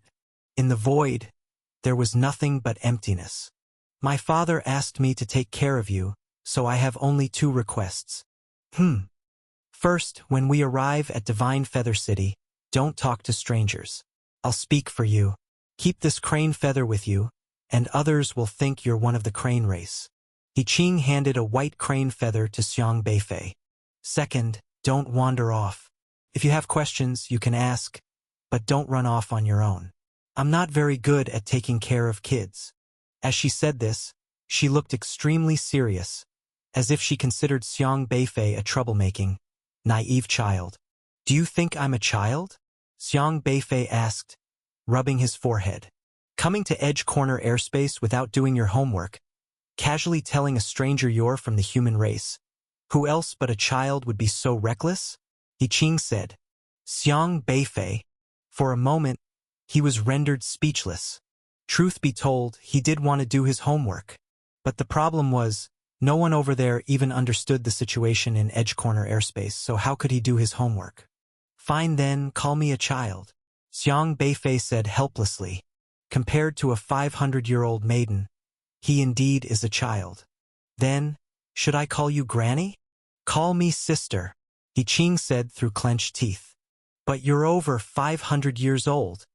Over 500 years is very young. He Qing raised her voice. In our place, being over 500 years old means we're still very young at 500. He Qing said emphatically, while a challenging look flickered in her eyes. Oh! The atmosphere was a bit quiet, and it remained so for a full minute. 500 years is really young. Perhaps worried that Xiang Beifei wouldn't believe her, she reiterated this point, emphasizing the word, really. I didn't say it wasn't, Xiang Beifei said. He Qing was taken aback, looking somewhat frustrated. How can this guy be so exasperating? No, he's just an ungrateful brat. Stay calm. Bratty kids are bound to be infuriating. He Qing consoled herself internally, reminding herself not to stoop to a child's level. After all, she had cultivated for 500 years, and this steadiness of mind must not be broken by a mere brat. Moreover, where does her appearance even remotely look like a 500-year-old granny? Obviously, she's like a young lady of 18 or 19, isn't she? These blind fellows really deserve a punishment. She took a deep breath, shot Xiang Beifei a sideways glance, folding her arms in front of her, and fell silent. Xiang Beifei also remained silent, leisurely sitting on the ground, looking into the distance. The two continued their silence for another quarter of an hour. Have you heard of Wu Feng? He Qing was the first to break the silence. Haven't heard of him. Your human race has such a powerful and terrifying expert, and yet you've never heard of him? Yes. I also feel quite regretful for not knowing about such a person, Xiang Beifei said nonchalantly. Very few of your human race have gone to the Edge Corner airspace, so that means your influence over there must be strong, right? He Qing was genuinely curious about the human race. Honestly speaking, not really. This is something Xiang Beifei had found puzzling all along. For thousands of years, other races have developed well here. Even the Crane race has more than 10 Immortal Realm experts, so why does the human race have so few? 3,000 years ago, Hanxia had only Taoist Qingyang, and in these 3,000 years, Zhuzhou only had Taoist Qingda. And both of them ended up with mishaps. Why are there so few experts from the human race in the Immortal Realm? Besides Wu Feng from 30 years ago, are there no other humans in Edge Corner airspace? Xiang Beifei asked. I believe there are definitely humans in Edge Corner airspace. However, due to Wu Feng, the Dao Palace issued a bounty on the human race, so many human experts should be hiding and won't emerge. But those genuine human experts tend to cause big disturbances whenever they appear, He Qing said. Humans always cause disturbances? Yes, typically every few hundred years, a human expert appears, causing various commotions, challenging the Dao Palace's authority, framing and killing other races, committing all sorts of evil. They're unwelcomed, but they soon get suppressed. The Common Valley chaos was likely the greatest disturbance in nearly 10,000 years. He Qing turned her head, glanced at Xiang Beifei. I hope you won't become such a person in the future. You're still young and teachable. So you must learn to interact friendly with others, don't casually slaughter other races, and definitely don't confront the Dao Palace. Otherwise you'll be hunted by many. Xiang Beifei suddenly laughed. What are you laughing about? I just find it strange.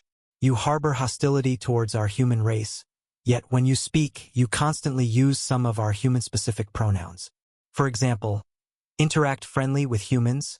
Many people, contact person, stranger, will send someone. It's as if you guys are the human race and we, as the actual humans, are being excluded instead. What does this count as? The guest usurping the host? A cuckoo in the nest, Xiang Beifei said. He Qing frowned slightly, then spoke. We don't believe human is exclusive to you. Human as a definition isn't a specific reference to one race, but rather a form of cultivation. All races eventually in their cultivation will become human, because the form of a human is the most suited for cultivating the heavenly Tao. In our view, the human race is merely fortunate enough to inherently be human without needing cultivation, but that doesn't mean other races are not human. Whether it's crane race humans, tiger race humans, shadow race humans, wing race humans, as long as they continue to cultivate, they can reach the final form of human. Hence, we are also human. So there's nothing wrong when I say someone, many people. He Qing's definition of human is evidently different from Xiang Beifei's. She paused, then continued.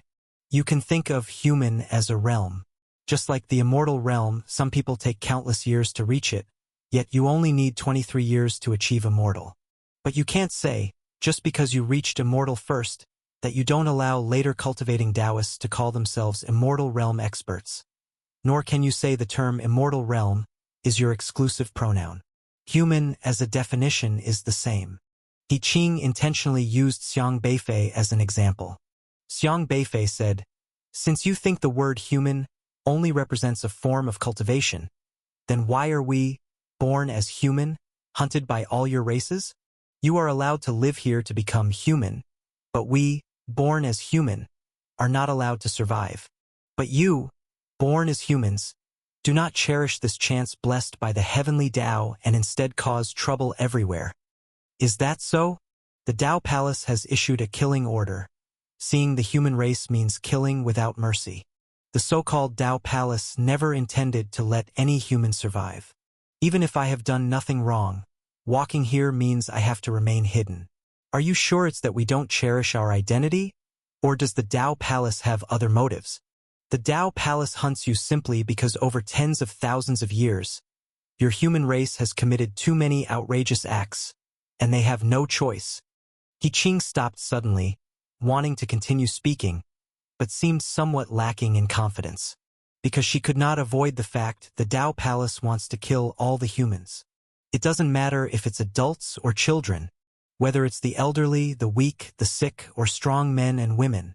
The Tao Palace's approach is to completely annihilate the human race, to massacre the human race. Regardless of whether this person has done wrong, as long as they are human, they must be killed. This no longer has anything to do with whether the humans cherish their chance or not. He Qing was silent for a moment, then said, I do not agree with the Tao Palace's action of exterminating all humans in the Edge Corner airspace. Nor does my father. We firmly believe that within a race, there must be some villains, but it doesn't mean everyone in this race is evil, so we haven't harmed you. But what I say doesn't count. Neither does what my father says. Our crane race is very small and has little voice.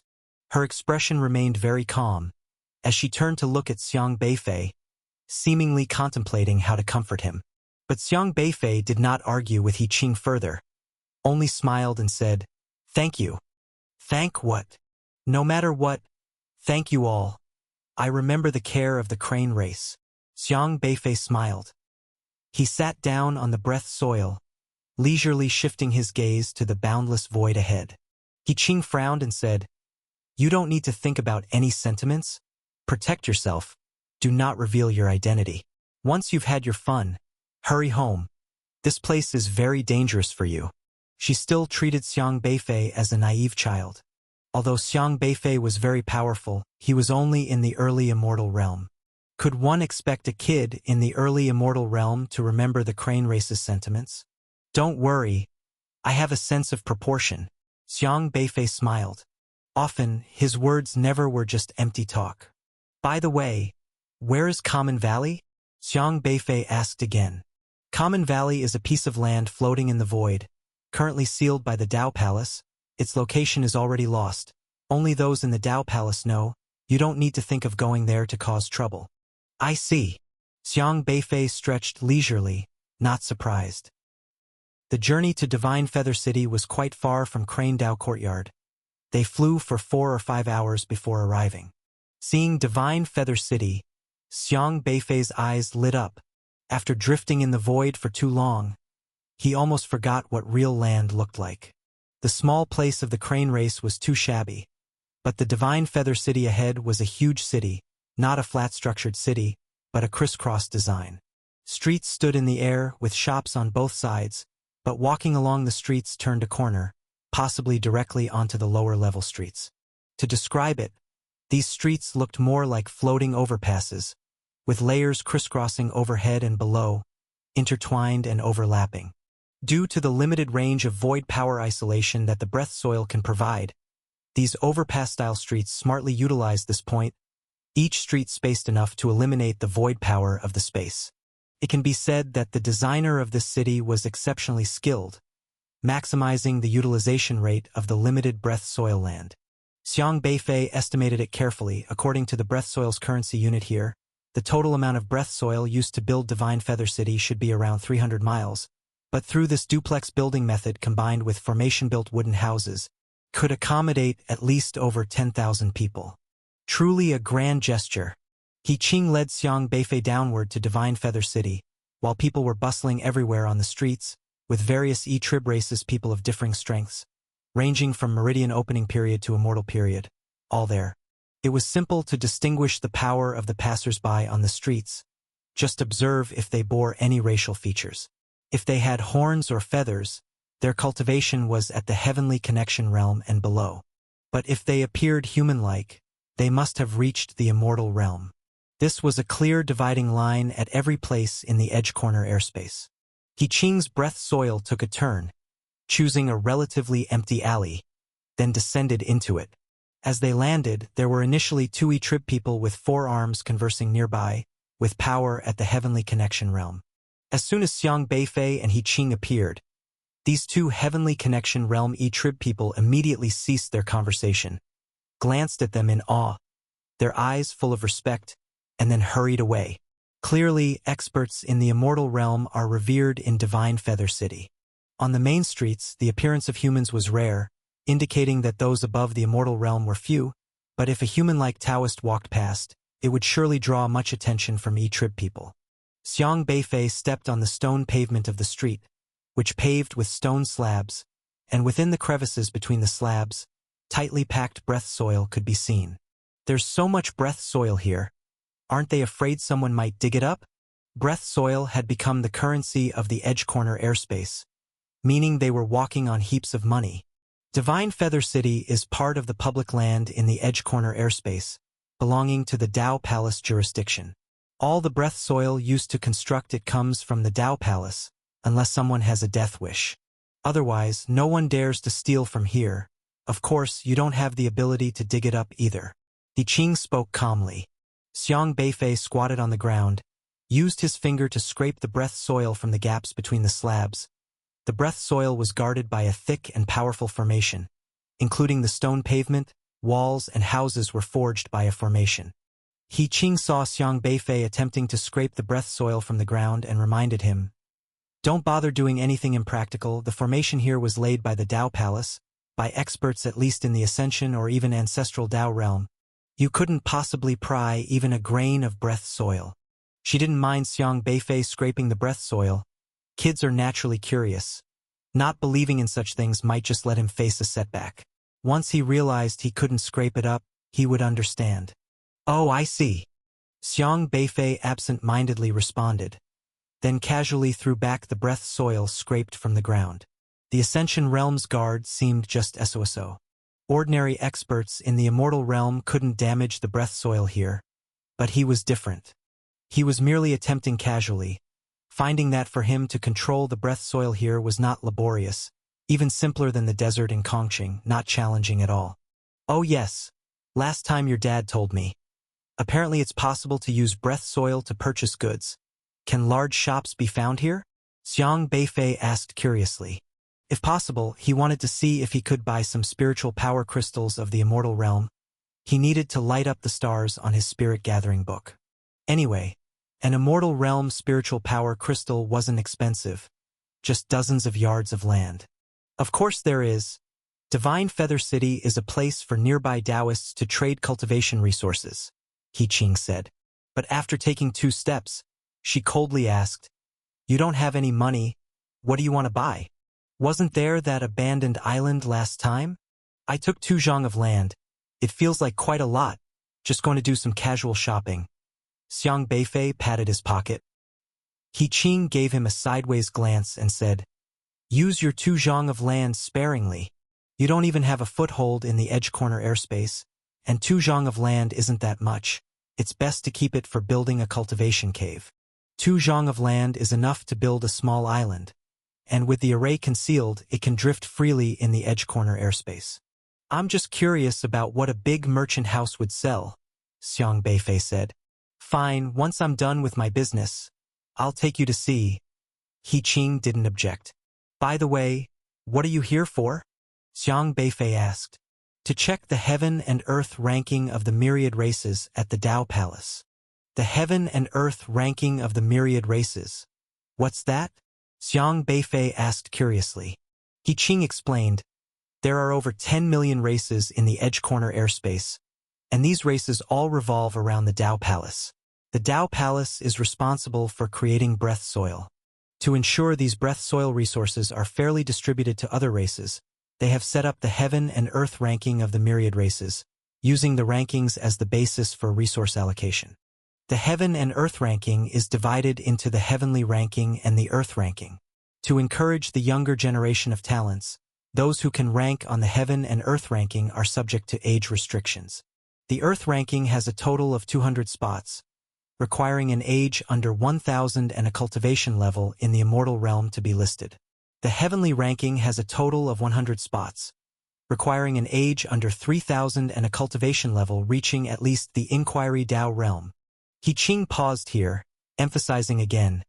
The Earth ranking list is filled with young talents under 1,000 years old. Understand? Young talents. She deliberately leaned close to Xiang Beifei's ear, emphasizing the words, young talents, to educate this reckless kid, lest he suddenly call her an old granny again. Oh, so you're also a young talent. Xiang Beifei suddenly realized. Do you even need to ask? Once you're over age, you'll be off the list. I'm on the Earth ranking. Yi Qing snorted lightly. The implication was clear. Being on the Earth ranking meant she was a genuine, officially certified young talent by the Dao Palace. Earth Board? That's a weird name. Why not call it the ceiling?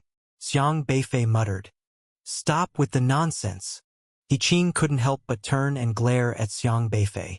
What rank are you? Before I went into seclusion, I was ranked 188th. That's a bit low, huh? You little rascal. You think getting on the Earth ranking is that easy? Yi Qing was rather annoyed. Among thousands upon thousands of races, being able to select 200 young people is an incredible achievement. Yet this guy dares to think it's too low? Lying on the floor is not hard. Xiang Beifei shrugged indifferently. Do you need a beating? Yi Qing raised her voice, absolutely furious. Only after saying this did she realize she might have lost her composure. Damn. I've developed a transcendent mindset over 500 years of cultivation. How does this kid keep affecting me? Yi Qing took a deep breath, calming herself down again, silently reminding herself that he is just a little brat, not to stoop to his level, and definitely not disrupt her mindset. She coughed lightly, restoring her elegant demeanor.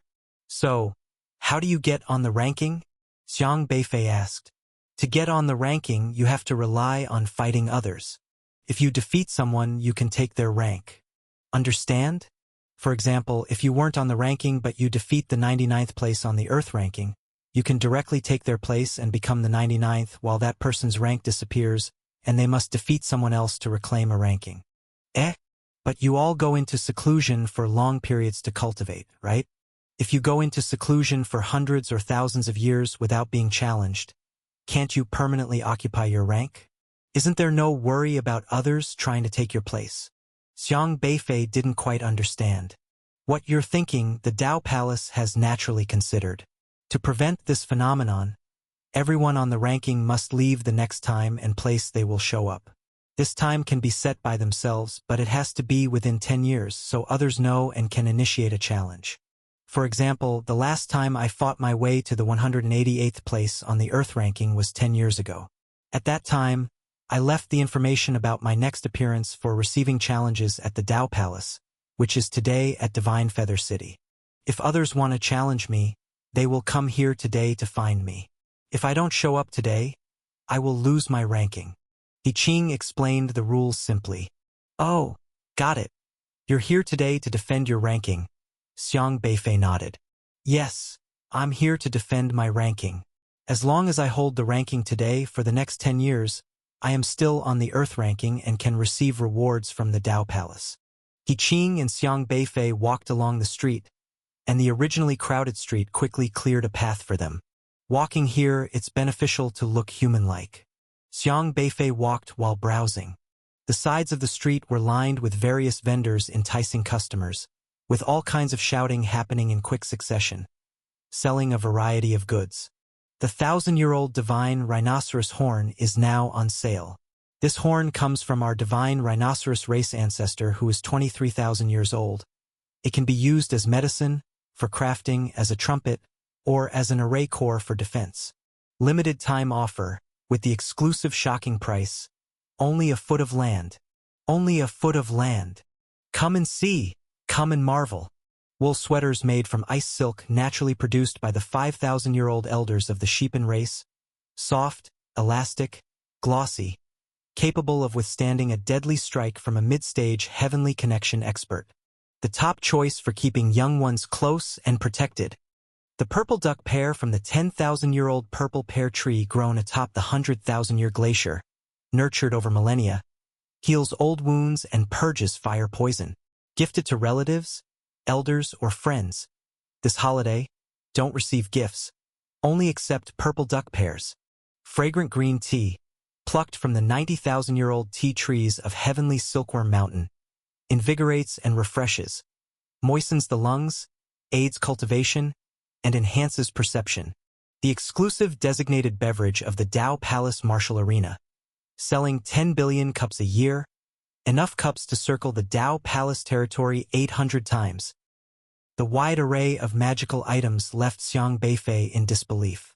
All those setting up stalls here were low-level practitioners of the E-Trib, many of whom were selling things from their ancestors. Due to the abundance of immortals in the Edge Corner airspace, it seemed that everything started with a time span of 10,000 years. Selling fallen horns and shed snake skins seemed like child's play. Xiang Beifei even saw people selling arms and fingernails, even selling ancestral remains. This left him stunned. More precisely, it was the old bodies that remained. The one selling the ancestral remains was a young man from the heavenly silkworm race. This race was very unique. Once they cultivated to the immortal realm, with each advancement in cultivation, they would undergo a rebirth. The rebirth process was simple.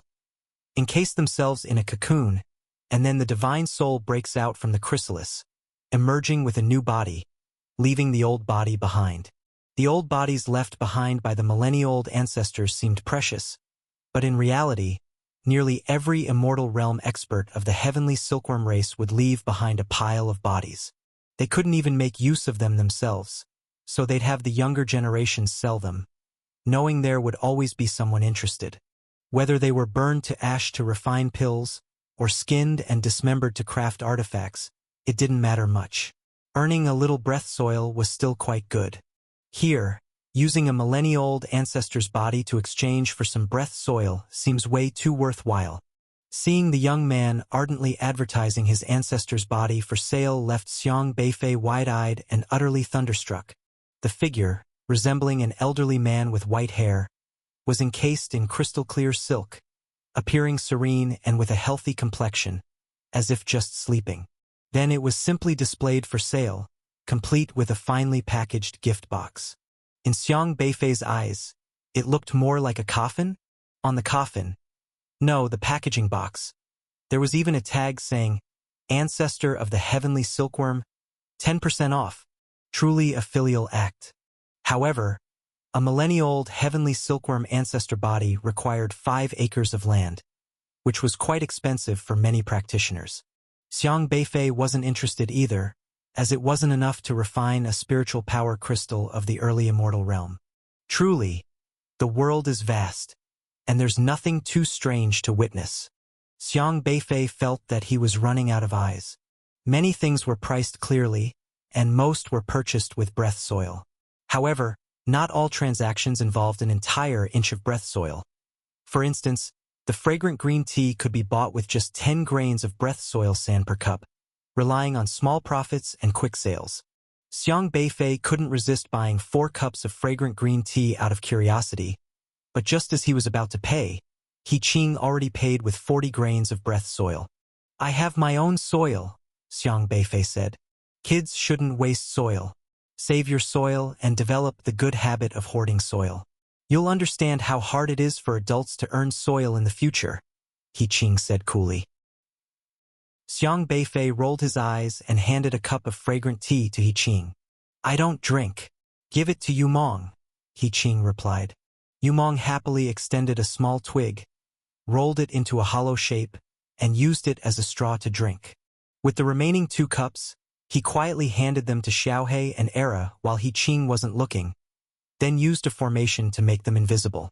Xiang Beifei took a sip of the green tea, and it indeed tasted quite nice, very unique, sweet upon entrance, with an endless aftertaste. "There are many people here, you'll need to suppress your cultivation, or others might suspect your origins." He Qing patted Xiang Beifei's shoulder, and suddenly white crane down grew on Xiang Beifei's face, with crane feathers on his wrists, and even a few red hairs stood out among his black hair. making him particularly noticeable.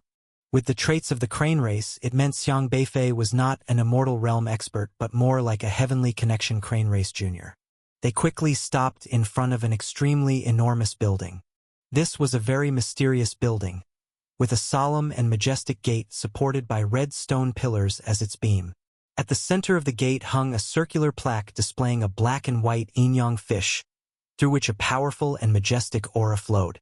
The two bold characters Dao Palace were extremely striking. This is the center of Divine Feather City, Dao Palace.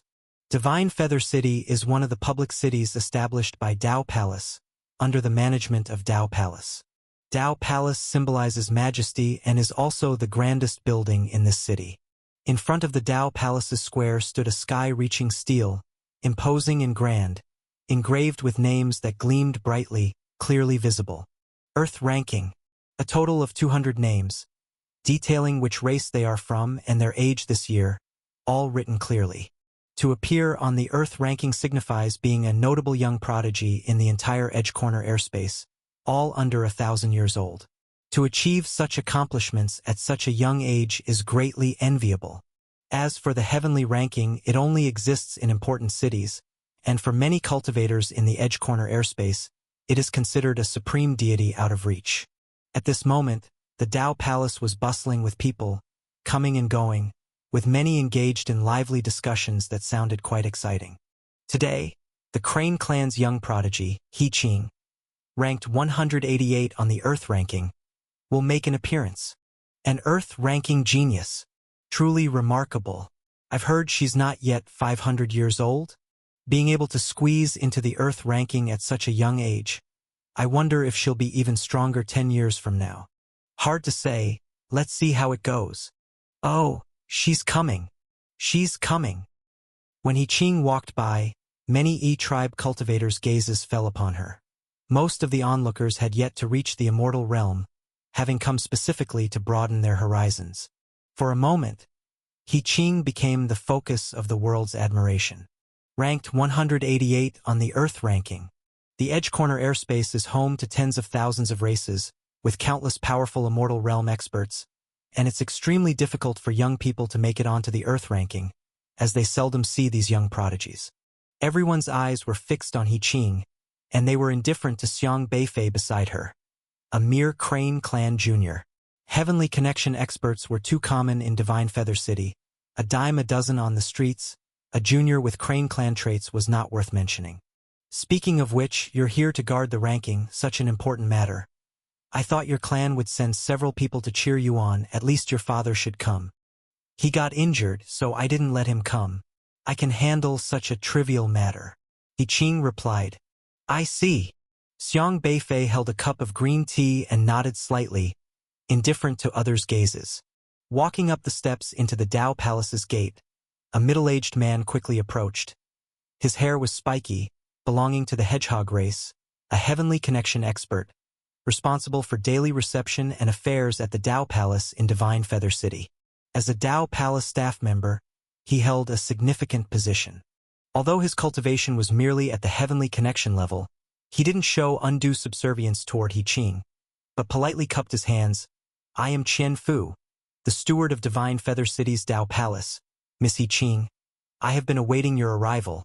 This way, please. He Qing's scheduled time was today, and naturally, the Dao Palace was well prepared, providing a venue for any challengers to come today. Thank you for your efforts. He Qing followed Qian Fu inside. However, at this time, He Qing didn't notice that a few sinister gazes in the crowd had been fixed on her until she disappeared around the corner. A Crane Clan genius, He Qing, 489 years old, mid-immortal phase. Coming to guard the ranking this time, I reckon He Yunfang must have given her the divine phoenix bone. Ing Changhong stood there, his gaze gloomy, because yesterday, he had been wounded by the divine phoenix bone. The divine phoenix bone, so the Crane Clan actually possesses this, then I would gladly accept it. Beside him, a young man holding a fan snapped it open, and a hint of greed flickered in his eyes. Qian Fu brought He Qing and Xiang Beifei to an elegantly ancient room, specifically designed to host the youth talents of the Heaven and Earth rankings. Situated atop the Dao Palace's tower, it offered a clear view of the scenes below. He took out a palm-sized bag and handed it to He Qing, saying, "This is the resource of breath soil for the Earth Ranking's 188th place. The Dao Palace has allocated 13 zhang of soil for you. Please keep it safe. Retrieve it promptly when you return.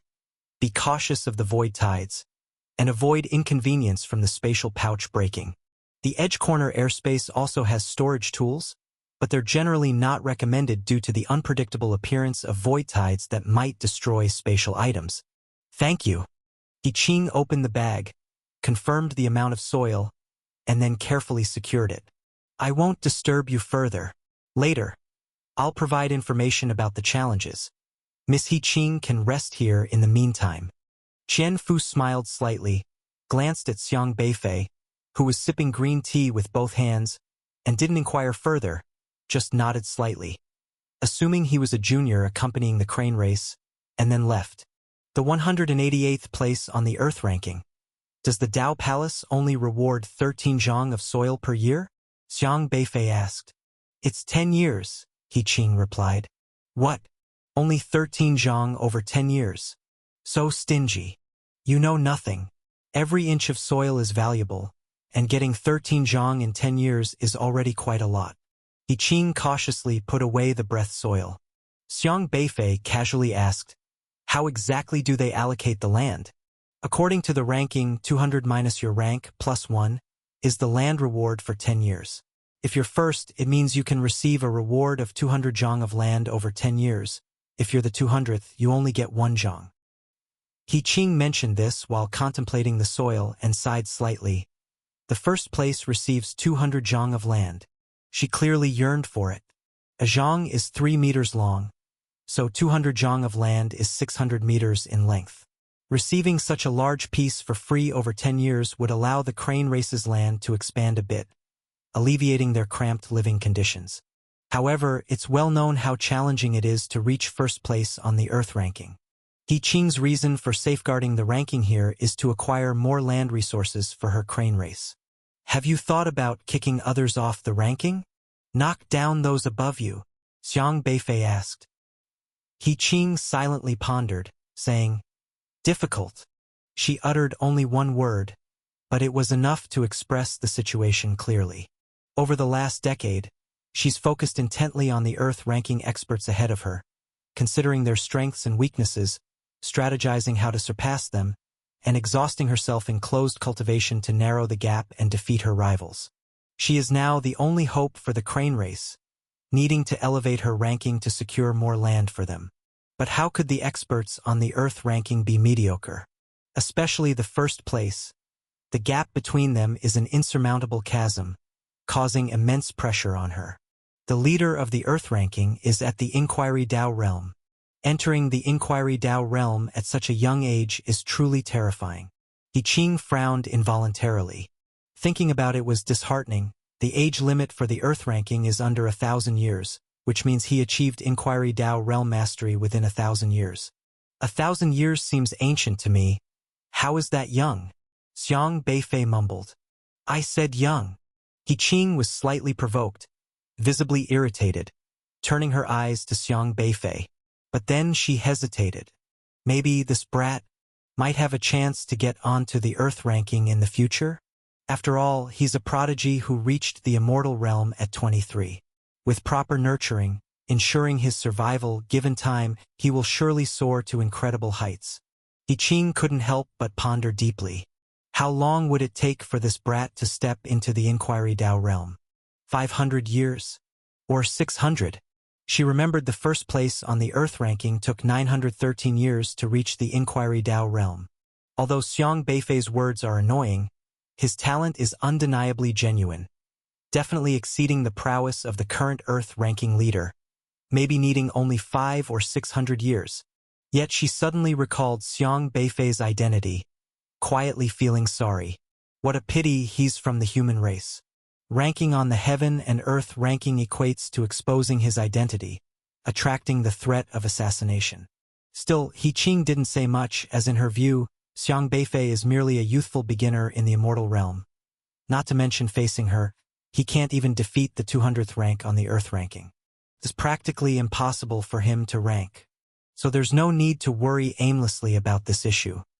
He Qing sat resting in the Dao Palace Tower's pavilion, while Xiang Beifei stood idly by the railings, watching the bustling crowd below. More and more people gathered on the Dao Palace's plaza, and the formations around the Dao Palace had already been activated, forming seats out of thin air, with many people finding a good spot to sit. They were all eagerly awaiting today's event of He Qing defending the ranking, witnessing a showdown between the children of heaven, an extremely rare opportunity not to be missed. Those who haven't reached the immortal realm came to appreciate the duel between experts, and many young individuals who have reached the immortal realm yet haven't ranked wouldn't miss this learning opportunity either.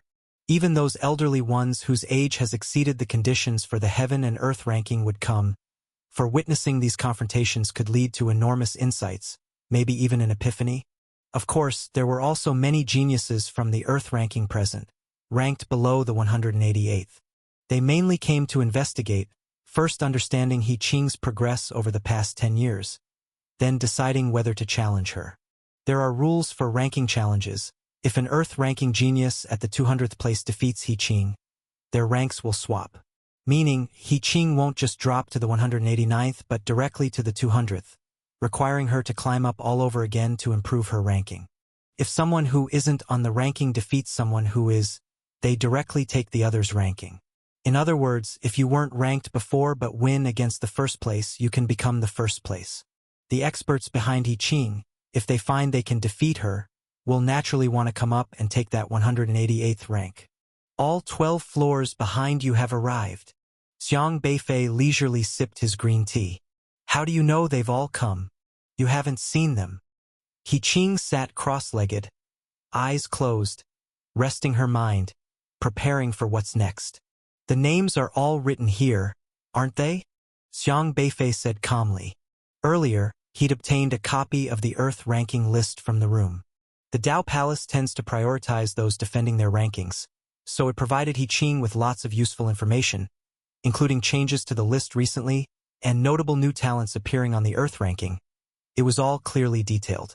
Xiang Beifei just needed a simple comparison to understand. After all, in his eyes, above all these immortal realm individuals were system interfaces, clear and obvious. He Qing frowned, thinking this guy was babbling again, and said nothing more, continuing to operate her cultivation technique, keeping herself in optimal condition. Huh? Why is he here? At that moment, Xiang Beifei suddenly spotted a familiar figure in the crowd's corner. Who? Ying Changhong. Buzz. He Qing abruptly opened her eyes, a glint of sharpness flashing in them. She stood up, walked to Xiang Beifei's side, followed his gaze but didn't see anyone. I don't see him. He's disguised himself and quite well. Xiang Beifei pointed out Ying Changhong's location to He Qing. Ying Changhong sat in the furthest corner, fully disguised. It was a very special ability, likely purchased from some transforming clan member's tool, virtually indistinguishable to others. How do you know that's Ying Changhong? He's ugly, remarkably so, Xiang Beifei replied offhandedly. He Qing. She couldn't help but look at Xiang Beifei again. Is this guy for real? However, she had to admit, even though Xiang Beifei always seemed nonchalant, he was nonetheless at the early immortal stage, so perhaps the human race had some special abilities? In any case, better remember what Ying Changhong looks like disguised. Huh? He's here too. Xiang Beifei exclaimed again in surprise. Who have you spotted this time? He Qing felt very puzzled. Clearly, she was supposed to be the main focus today, yet somehow the newcomer Xiang Beifei seemed to understand the situation better than herself. This avian clan member, Tang Yingxin, you don't recognize him? Xiang Beifei pointed to a young man next to Ying Changhong and showed him to He Qing. Tang Yingxin. He Qing saw the guy but didn't care much and said, doesn't matter if he's here. His ranking is higher than mine, so he won't challenge my ranking. His rank has long fallen, below yours now. What? Isn't it written clearly on the Earth ranking? Xiang Beifei presented the Earth ranking list to He Qing again and said, look here. The introduction says Tang Yingxin ranks 199th on the Earth ranking. That's incorrect. How is he only 199th? I remember his rank was 150th. He Qing took the list, read it carefully, and was slightly startled. The information you collected is outdated. The Dao Palace's data is the latest. Look at the introduction here. Tang Yingxin was originally 150th, but 10 days ago, lost in Sail Battle City to Chu Shiyang, who was originally 199th, so they swapped rankings. This is the ranking challenge rule. The genius rankings on two lists simply swap, disregarding other factors if one loses. Chu Shiyang defeated Tang Yingxin? He Qing seemed very shocked. She knew the Earth ranking experts well. Chu Shiyang, previously ranked 199th, defeated the former 150th Tang Yingxin? To know that this Chu Shiyang couldn't even defeat herself before. How did his abilities suddenly advance so swiftly? Did he have some encounter? What you should be worried about isn't Chu Shiyang but Tang Yingxin. His ranking fell from 150 to 199. He won't be resigned to that. He's undoubtedly aiming at your rank today. Xiang Beifei, leaning an elbow on the railing and resting his chin, yawned. After a while, he reluctantly said, "You probably won't beat him." He Qing fell silent. Tang Yingxin. She naturally knew this guy, previously ranked at 150th, maintaining it for a long time. Although his cultivation level was the same as hers in the mid-immortality stage, He Qing was well aware. This guy isn't simple. My chances of winning aren't great. Since Tang Yingxin was recently knocked down, it's clear he's come today to challenge her and take her ranking. Being ranked 188th isn't as good as 150th, but at least it's better than 199th. The information He Qing collected was from 10 days ago. The news was a bit outdated, and she only realized this now. I won't lose. He Qing's tone suddenly became somewhat agitated. Her breathing became strange, as if she thought of something that made her uncomfortable. You haven't even fought yet. Why are you already losing your momentum? Xiang Beifei asked puzzledly. He Qing gritted her teeth and didn't answer. Xiang Beifei looked at Tang Yingxin from afar, thoughtfully saying, I understand. His abilities restrain yours, don't they?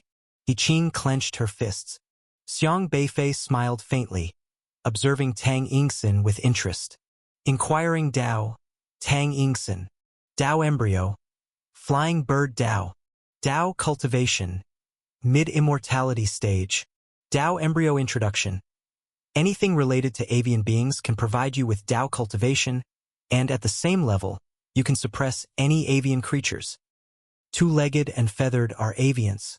Four-legged and furred are beasts. With wings and 2 feet, they are called avians. This means any bird is an avian. And the crane race precisely belongs to one type of avian. In other words, in terms of Dao embryo, the power of the flying bird Dao is superior to the crane Dao. He Qing knew Tang Yingxin, and also knew what his Dao embryo was. The flying bird race is an existence that the crane race can't provoke, always suppressing them. Even Ying Changhong's eagle Dao race doesn't dare to challenge them, because their Dao embryo is naturally superior to theirs. The only way He Qing could defeat Tang Yingxin was to have a higher cultivation. Otherwise, she'd be completely crushed. This was the reason for her inner turmoil after realizing Tang Yingxin's purpose in coming here. If it truly came to a fight and Tang Yingxin used his flying bird Dao abilities, she simply couldn't win.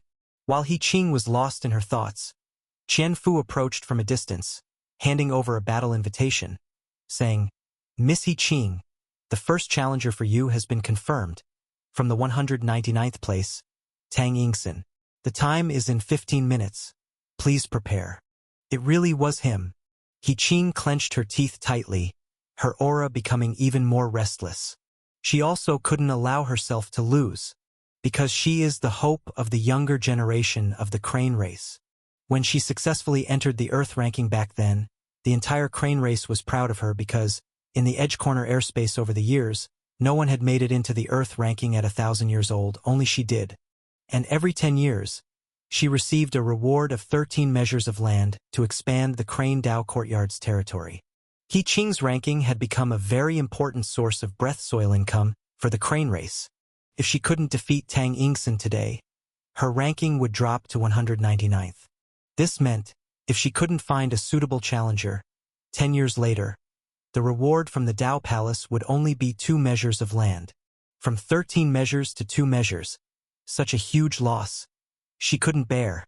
She could even imagine the disappointed looks of the elders who were proud of her, and the stunned and dismayed expressions of the younger generation of crane race who saw her as a goal.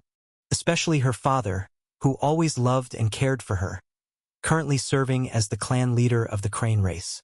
If this happened, other elders might blame him, and she dared not face her father.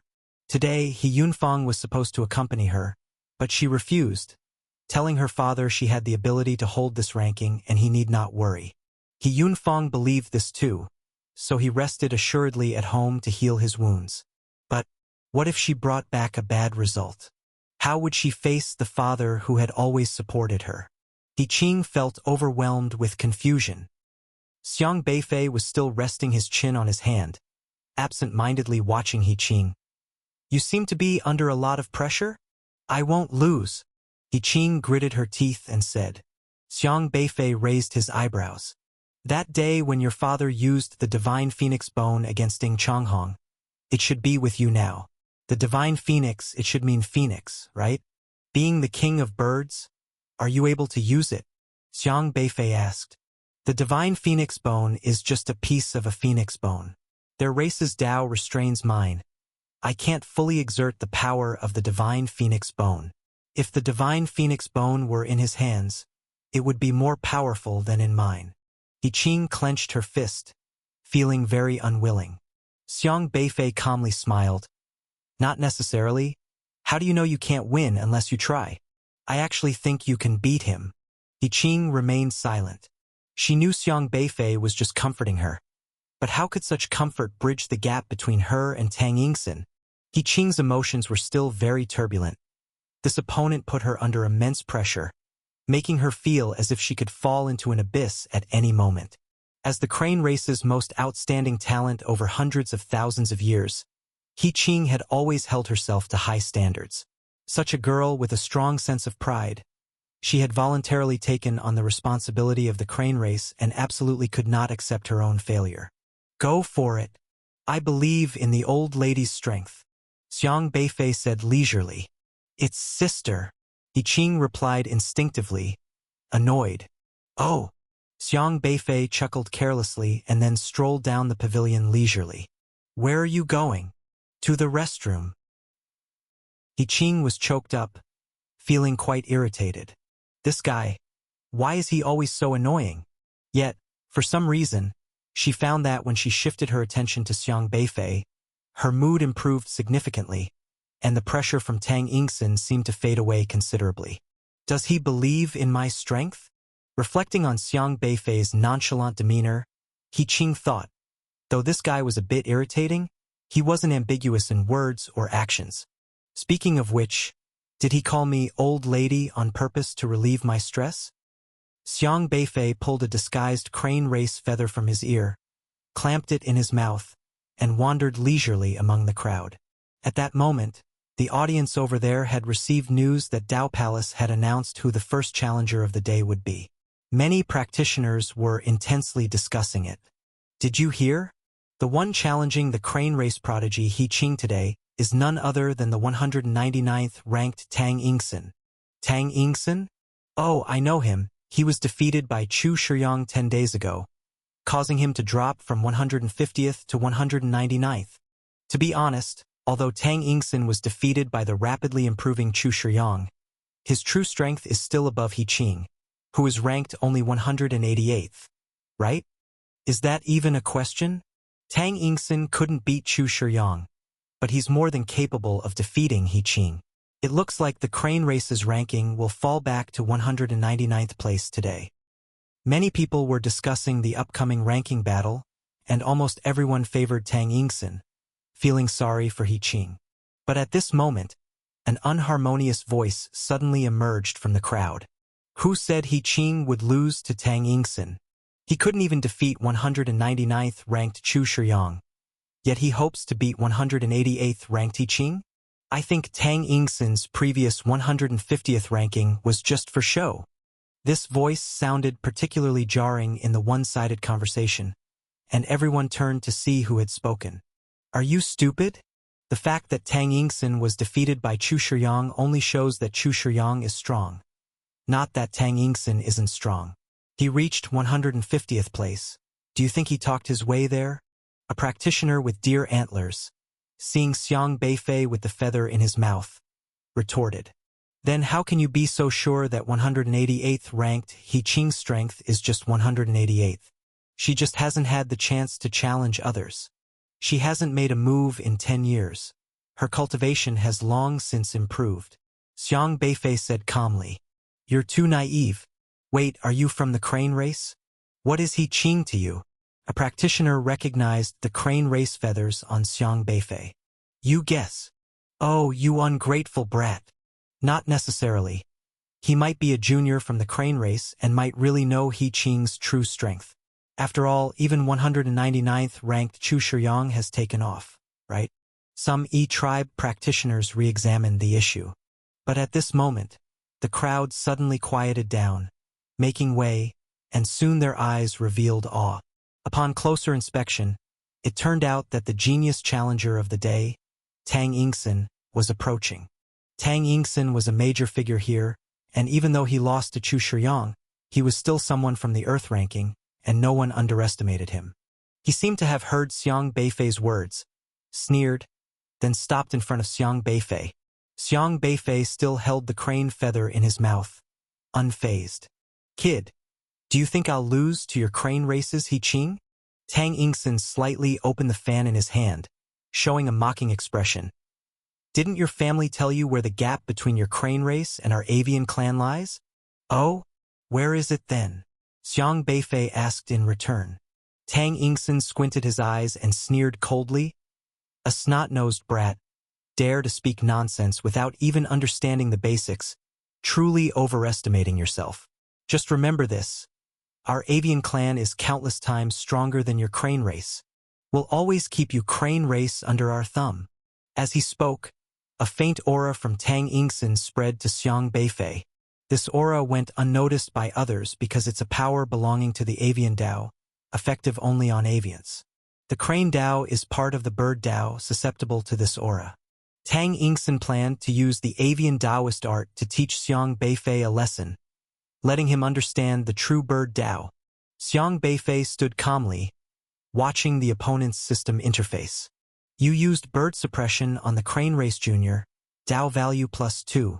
Dao value points, not bad. Xiang Beifei expressed satisfaction with this value. Tang Yingxin sneered coldly, waiting for Xiang Beifei to be overwhelmed by his aura. Panicked, drenched in sweat, running scathelessly. Yet, strangely, Xiang Beifei didn't care about the bird suppression aura at all. It shouldn't be. He could clearly perceive the other's influence. But why didn't this guy care? While Tang Yingxin was pondering, a clear voice came over. Tang Yingxin, what are you doing? He Qing strode over, protecting Xiang Beifei behind her, simultaneously releasing a force to shield him from the avian Taoist art. She knew Xiang Beifei wasn't from the crane race. The avian Taoist art was ineffective against him. However, Xiang Beifei was merely an early-stage eternal practitioner, while Tang Yingxin was mid-stage eternal. She worried Xiang Beifei would be detected and his identity exposed. Nothing much, just having a good chat with your junior. Tang Yingxin replied with a forced smile. Your target today is me. Attacking juniors, is that the style of your avian clan? He Qing asked coolly. With a snap, Tang Yingxin closed his fan and said, What? You think a small crane race like yourself can fight against me? Whatever you have to say, take it to the battlefield. He Qing said in a deep voice. You're right. Tang Yingxin glanced mockingly at Xiang Beifei, then walked forward. As he passed by He Qing, he said in a voice only He Qing and Xiang Beifei could hear, I won't show any mercy. You'll soon understand that in front of our avian clan, A low race like Crane Race is nothing. You don't deserve to possess the divine phoenix bone. He Qing's expression slightly changed. This guy was after the divine phoenix bone. But Tang Yingxin laughed and left. Watching Tang Yingxin's back, He Qing took a deep breath, and then said to Xiang Beifei, "Why did you provoke him? Don't you understand your identity? Just setting the stage for you." Xiang Beifei yawned. "I don't need you to set the stage. Just behave yourself." He Qing turned and walked towards the battlefield. "Good luck. Win and I won't call you an old hag." Xiang Beifei's light voice reached He Qing's ears. He Qing's steps halted slightly, turning her head to stare at Xiang Beifei, who was fiddling with crane feathers, pursing her lips tightly. This guy really needs a lesson. She felt a nameless anger rising again. "You wait here for me." He Qing gritted her teeth and headed towards the battlefield, standing opposite Tang Yingxin. An inexplicable battle intent surged from her, reducing the pressure Tang Yingxin had on her, because now she had a more specific target. "Give me the divine phoenix bone, and I'll make your defeat look better." Tang Yingxin mocked. Whoosh! He Qing's gaze suddenly turned extremely sharp, like a knife, falling on Tang Yingxin. She didn't care at all what Tang Yingxin was saying. She only knew she had to correct Xiang Beifei's rogue name calling. The atmosphere on the battle platform was tense, with both challengers and defenders recognized as geniuses by the Dao Palace. Even if ranked at the bottom of the Earth ranking, they shouldn't be underestimated. Both of them became mid-level immortal experts in less than 1,000 years, indicating their future potential is far beyond this. Today's duel for the honor of being number 188 on the Earth ranking means both sides will show their true skills. Many cultivators gathered around the Dao Palace's battle platform, eagerly anticipating this clash of geniuses. The Dao Palace's battle platform is protected by formations, so the duel between two mid-level immortal experts will not affect the cultivators outside the platform. Any fluctuation will be drawn into the void by the formation, ensuring close seats aren't at risk. At this moment, He Qing is filled with fighting spirit on the battle platform, fiercely staring at Tang Yingxin. This battle will not only decide her Crane Race's breath soil income for the next decade, but also rectify Xiang Beifei's annoying old hag nickname. Phew! He Qing transformed into a swift light, charging at Tang Yingxin in an instant. Her speed was swift, and her posture exquisite. The Crane Race has always been elegant in appearance, which He Qing embodies perfectly.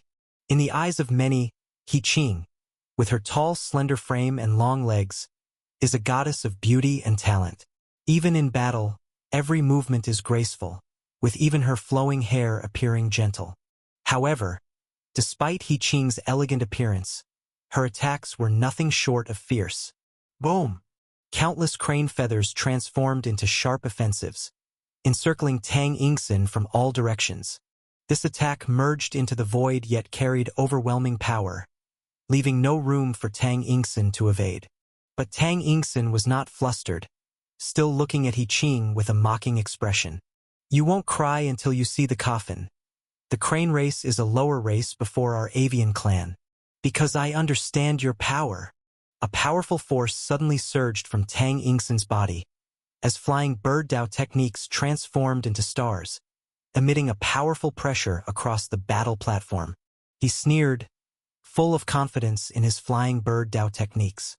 Against other clans, this might not be much or grant him any advantage, but against the Crane Race, it's different. Flying bird Dao techniques absolutely suppress the Dao embryos of the Crane Race. He could already foresee He Qing's attacks being shattered under this absolute suppression. Simultaneously, He Qing's attacks arrived as expected, with crane feathers like a storm pelting down on Tang Yingxin's flying bird Dao formation. These feathers seemed to pierce through the void, instantly stirring up enormous spiritual power waves on the battle platform. "Break for me!" Tang Yingxin sneered. The barrier formed by the flying bird Dao techniques in the air immediately surged against these crane feathers, relying on the suppression of bloodlines to make them retreat without a fight, pushing He Qing into despair. Yet at this moment, Tang Yingxin's expression suddenly changed. The crane feathers seemed to ignore his flying bird Dao techniques, piercing through the formation's oppression as if they were invincible, swiftly closing in on Tang Yingxin. What's happening? The mocking expression on Tang Yingxin's face hadn't completely faded when he suddenly felt something was wrong. Phew! Phew! He Qing's figure dashed over, appearing in front of Tang Yingxin in an instant, as sharp feathers jabbed fiercely into Tang Yingxin. Bam! Bam! Bam! Sharp crane feathers exploded into clouds of blood, mist on Tang Yingxin, blood splattering everywhere in an instant. Buffed! Buffed! Ah! Tang Yingxin screamed repeatedly. The crane feathers not only bombarded his body but also struck his soul. The immense pain nearly knocked the wind out of him, but his mind was more filled with disbelief. He couldn't comprehend what had happened. To be sure, Tang Yingxin had been confident that his flying bird Dao techniques could obliterate He Qing's attack, and hadn't even attempted to defend, only to find himself almost turned into a sieve. When he regained his sense, He Qing's figure floated over lightly, her long legs deftly kicking him in the face, sending him flying. Nevertheless, Tang Yingxin was proud but, after all, still a mid-level immortal expert. As he was kicked away, he immediately reacted, his whole body trembling with spiritual power, as countless wing specters flashed behind him. Look closely, and you'd find these wing specters were from a variety of magical birds, including eagle wings, crane wings, swallow wings, sparrow wings. As if surrounded by countless wings in an instant, they immediately stabilized his balance. The avian clan's strongest ability is body control, as they can mimic the wings of all birds and even imitate the unique abilities of other birds. Tang Yingxin barely stabilized his footing, yet looked extremely embarrassed. In his heedlessness, he had suffered greatly. How is it possible? How are you unaffected by the flying bird Dao techniques? Tang Yingxin abruptly raised his head, staring at He Qing intently. The flying bird Dao techniques have no offensive capability, nor any defensive capability. They are completely ineffective against non-bird race Dao embryos but can inherently suppress bird race Dao embryos, with the emitted spiritual power nullifying all attacks. Under normal circumstances, He Qing's attacks would be heavily countered by him, unable to inflict any harm. But for some reason, the restrictive force between them actually disappeared. He Qing's brow furrowed. She was quite surprised. Her original plan was to launch a tentative attack first, already prepared for her Dao embryo to be suppressed. After being suppressed, she would quickly adjust her next attack strategy based on the degree of suppression. However, unexpectedly, her tentative attack, which wasn't very lethal, directly injured Tang Yingxin. Wait, the suppression force of flying bird Dao's bloodline didn't affect me? She quickly realized this. As long as flying bird Dao exhibited their flying bird Dao technique, her Dao embryo would be affected, and that faint pressure would always accompany her, causing her attacks to be vastly discounted. This was also why she lacked confidence in defeating Tang Yingxin. But without the bloodline suppression on the Dao embryo, she could completely unleash her full strength. Where exactly was the problem? Go, Grandma! Xiang Beifei's light voice suddenly came from below the stage, enthusiastically cheering her on. Fervent and irritating, she got angered once more. Its sister. He Qing was no longer bothered by why Tang Yingxin's flying bird Dao technique failed. It hardly mattered to her. What's important was to shut that irritating mouth. Boom! He Qing's body seemed to ignite into red flames. Her spiritual power soared into the sky, and with a low shout, she attacked Tang Yingxin. Now it's up to you to fight. Xiang Beifei found a place to sit down and yawned again. Tang Yingxin's cultivation of flying bird Dao was capable of suppressing crane Dao, an ability ineffective against many talents on the Earth ranking, only effective against He Qing, hence Tang Yingxin dared to challenge the ranking. To Tang Yingxin, the position of 188th rank was already assured today. However, just now, Tang Yingxin's flying bird Dao ability affected Xiang Beifei. By relying on Xiang Beifei, he added 2 points to his Dao practice. So the suppressive effect of this flying bird Dao technique was basically nullified. Of course, Xiang Beifei didn't interfere further in the battle. Without the bloodline suppression of the Dao embryo, Tang Yingxin and He Qing were truly competing in cultivation and combat power. If He Qing still couldn't win like this, then the skill was truly inferior, and Xiang Beifei had nothing to say. The situation on the battle stage was fiercely intense. The duel between the two mid-term immortals tugged at everyone's heartstrings. Many E-tribe cultivators continually exclaimed, "Such a battle was rarely seen. Witnessing it once made it worthwhile." Who do you think will win? I think Tang Yingxin has a greater chance of winning.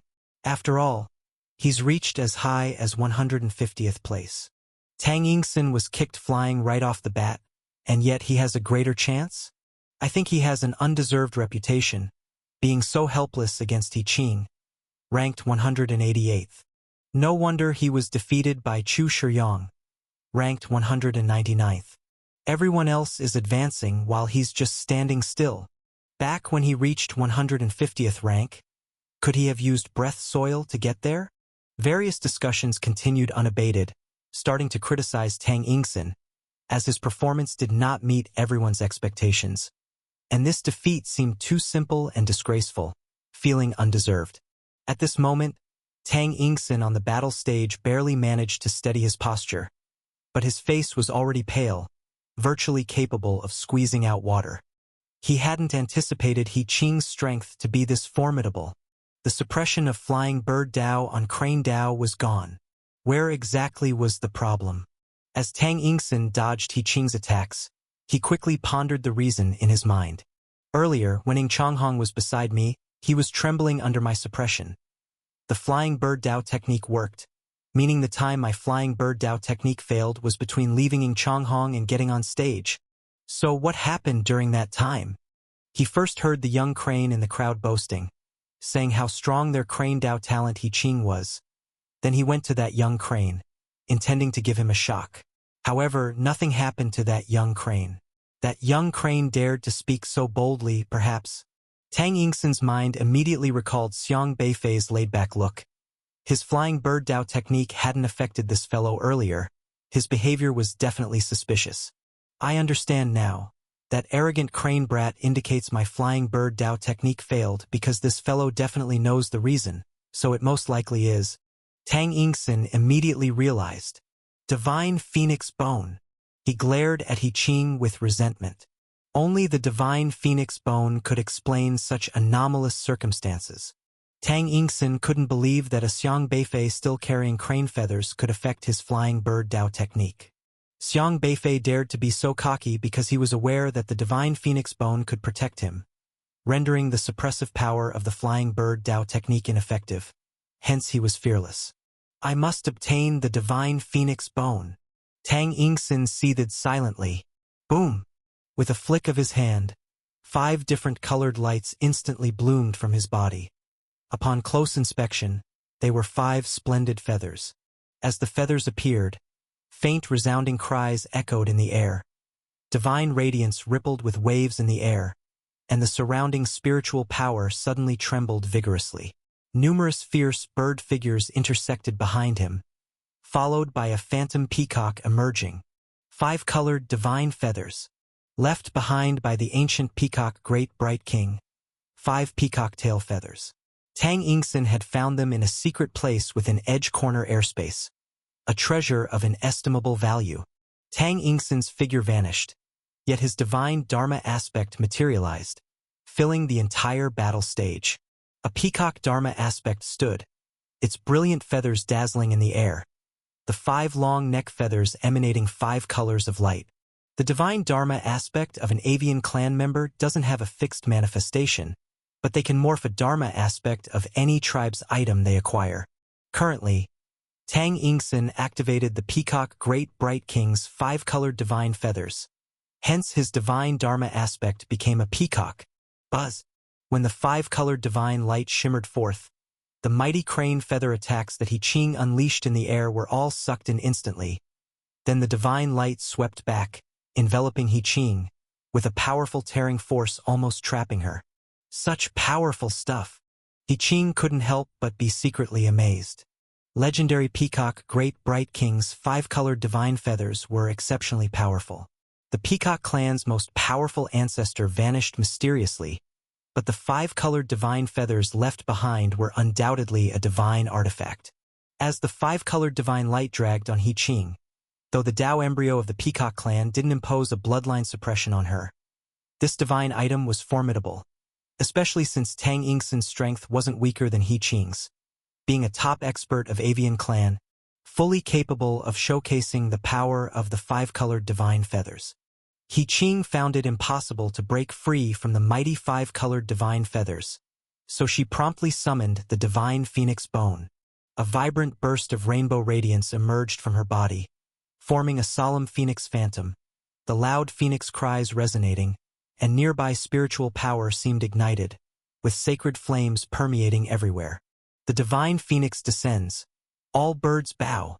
According to legends, the divine phoenix is the leader of all avians.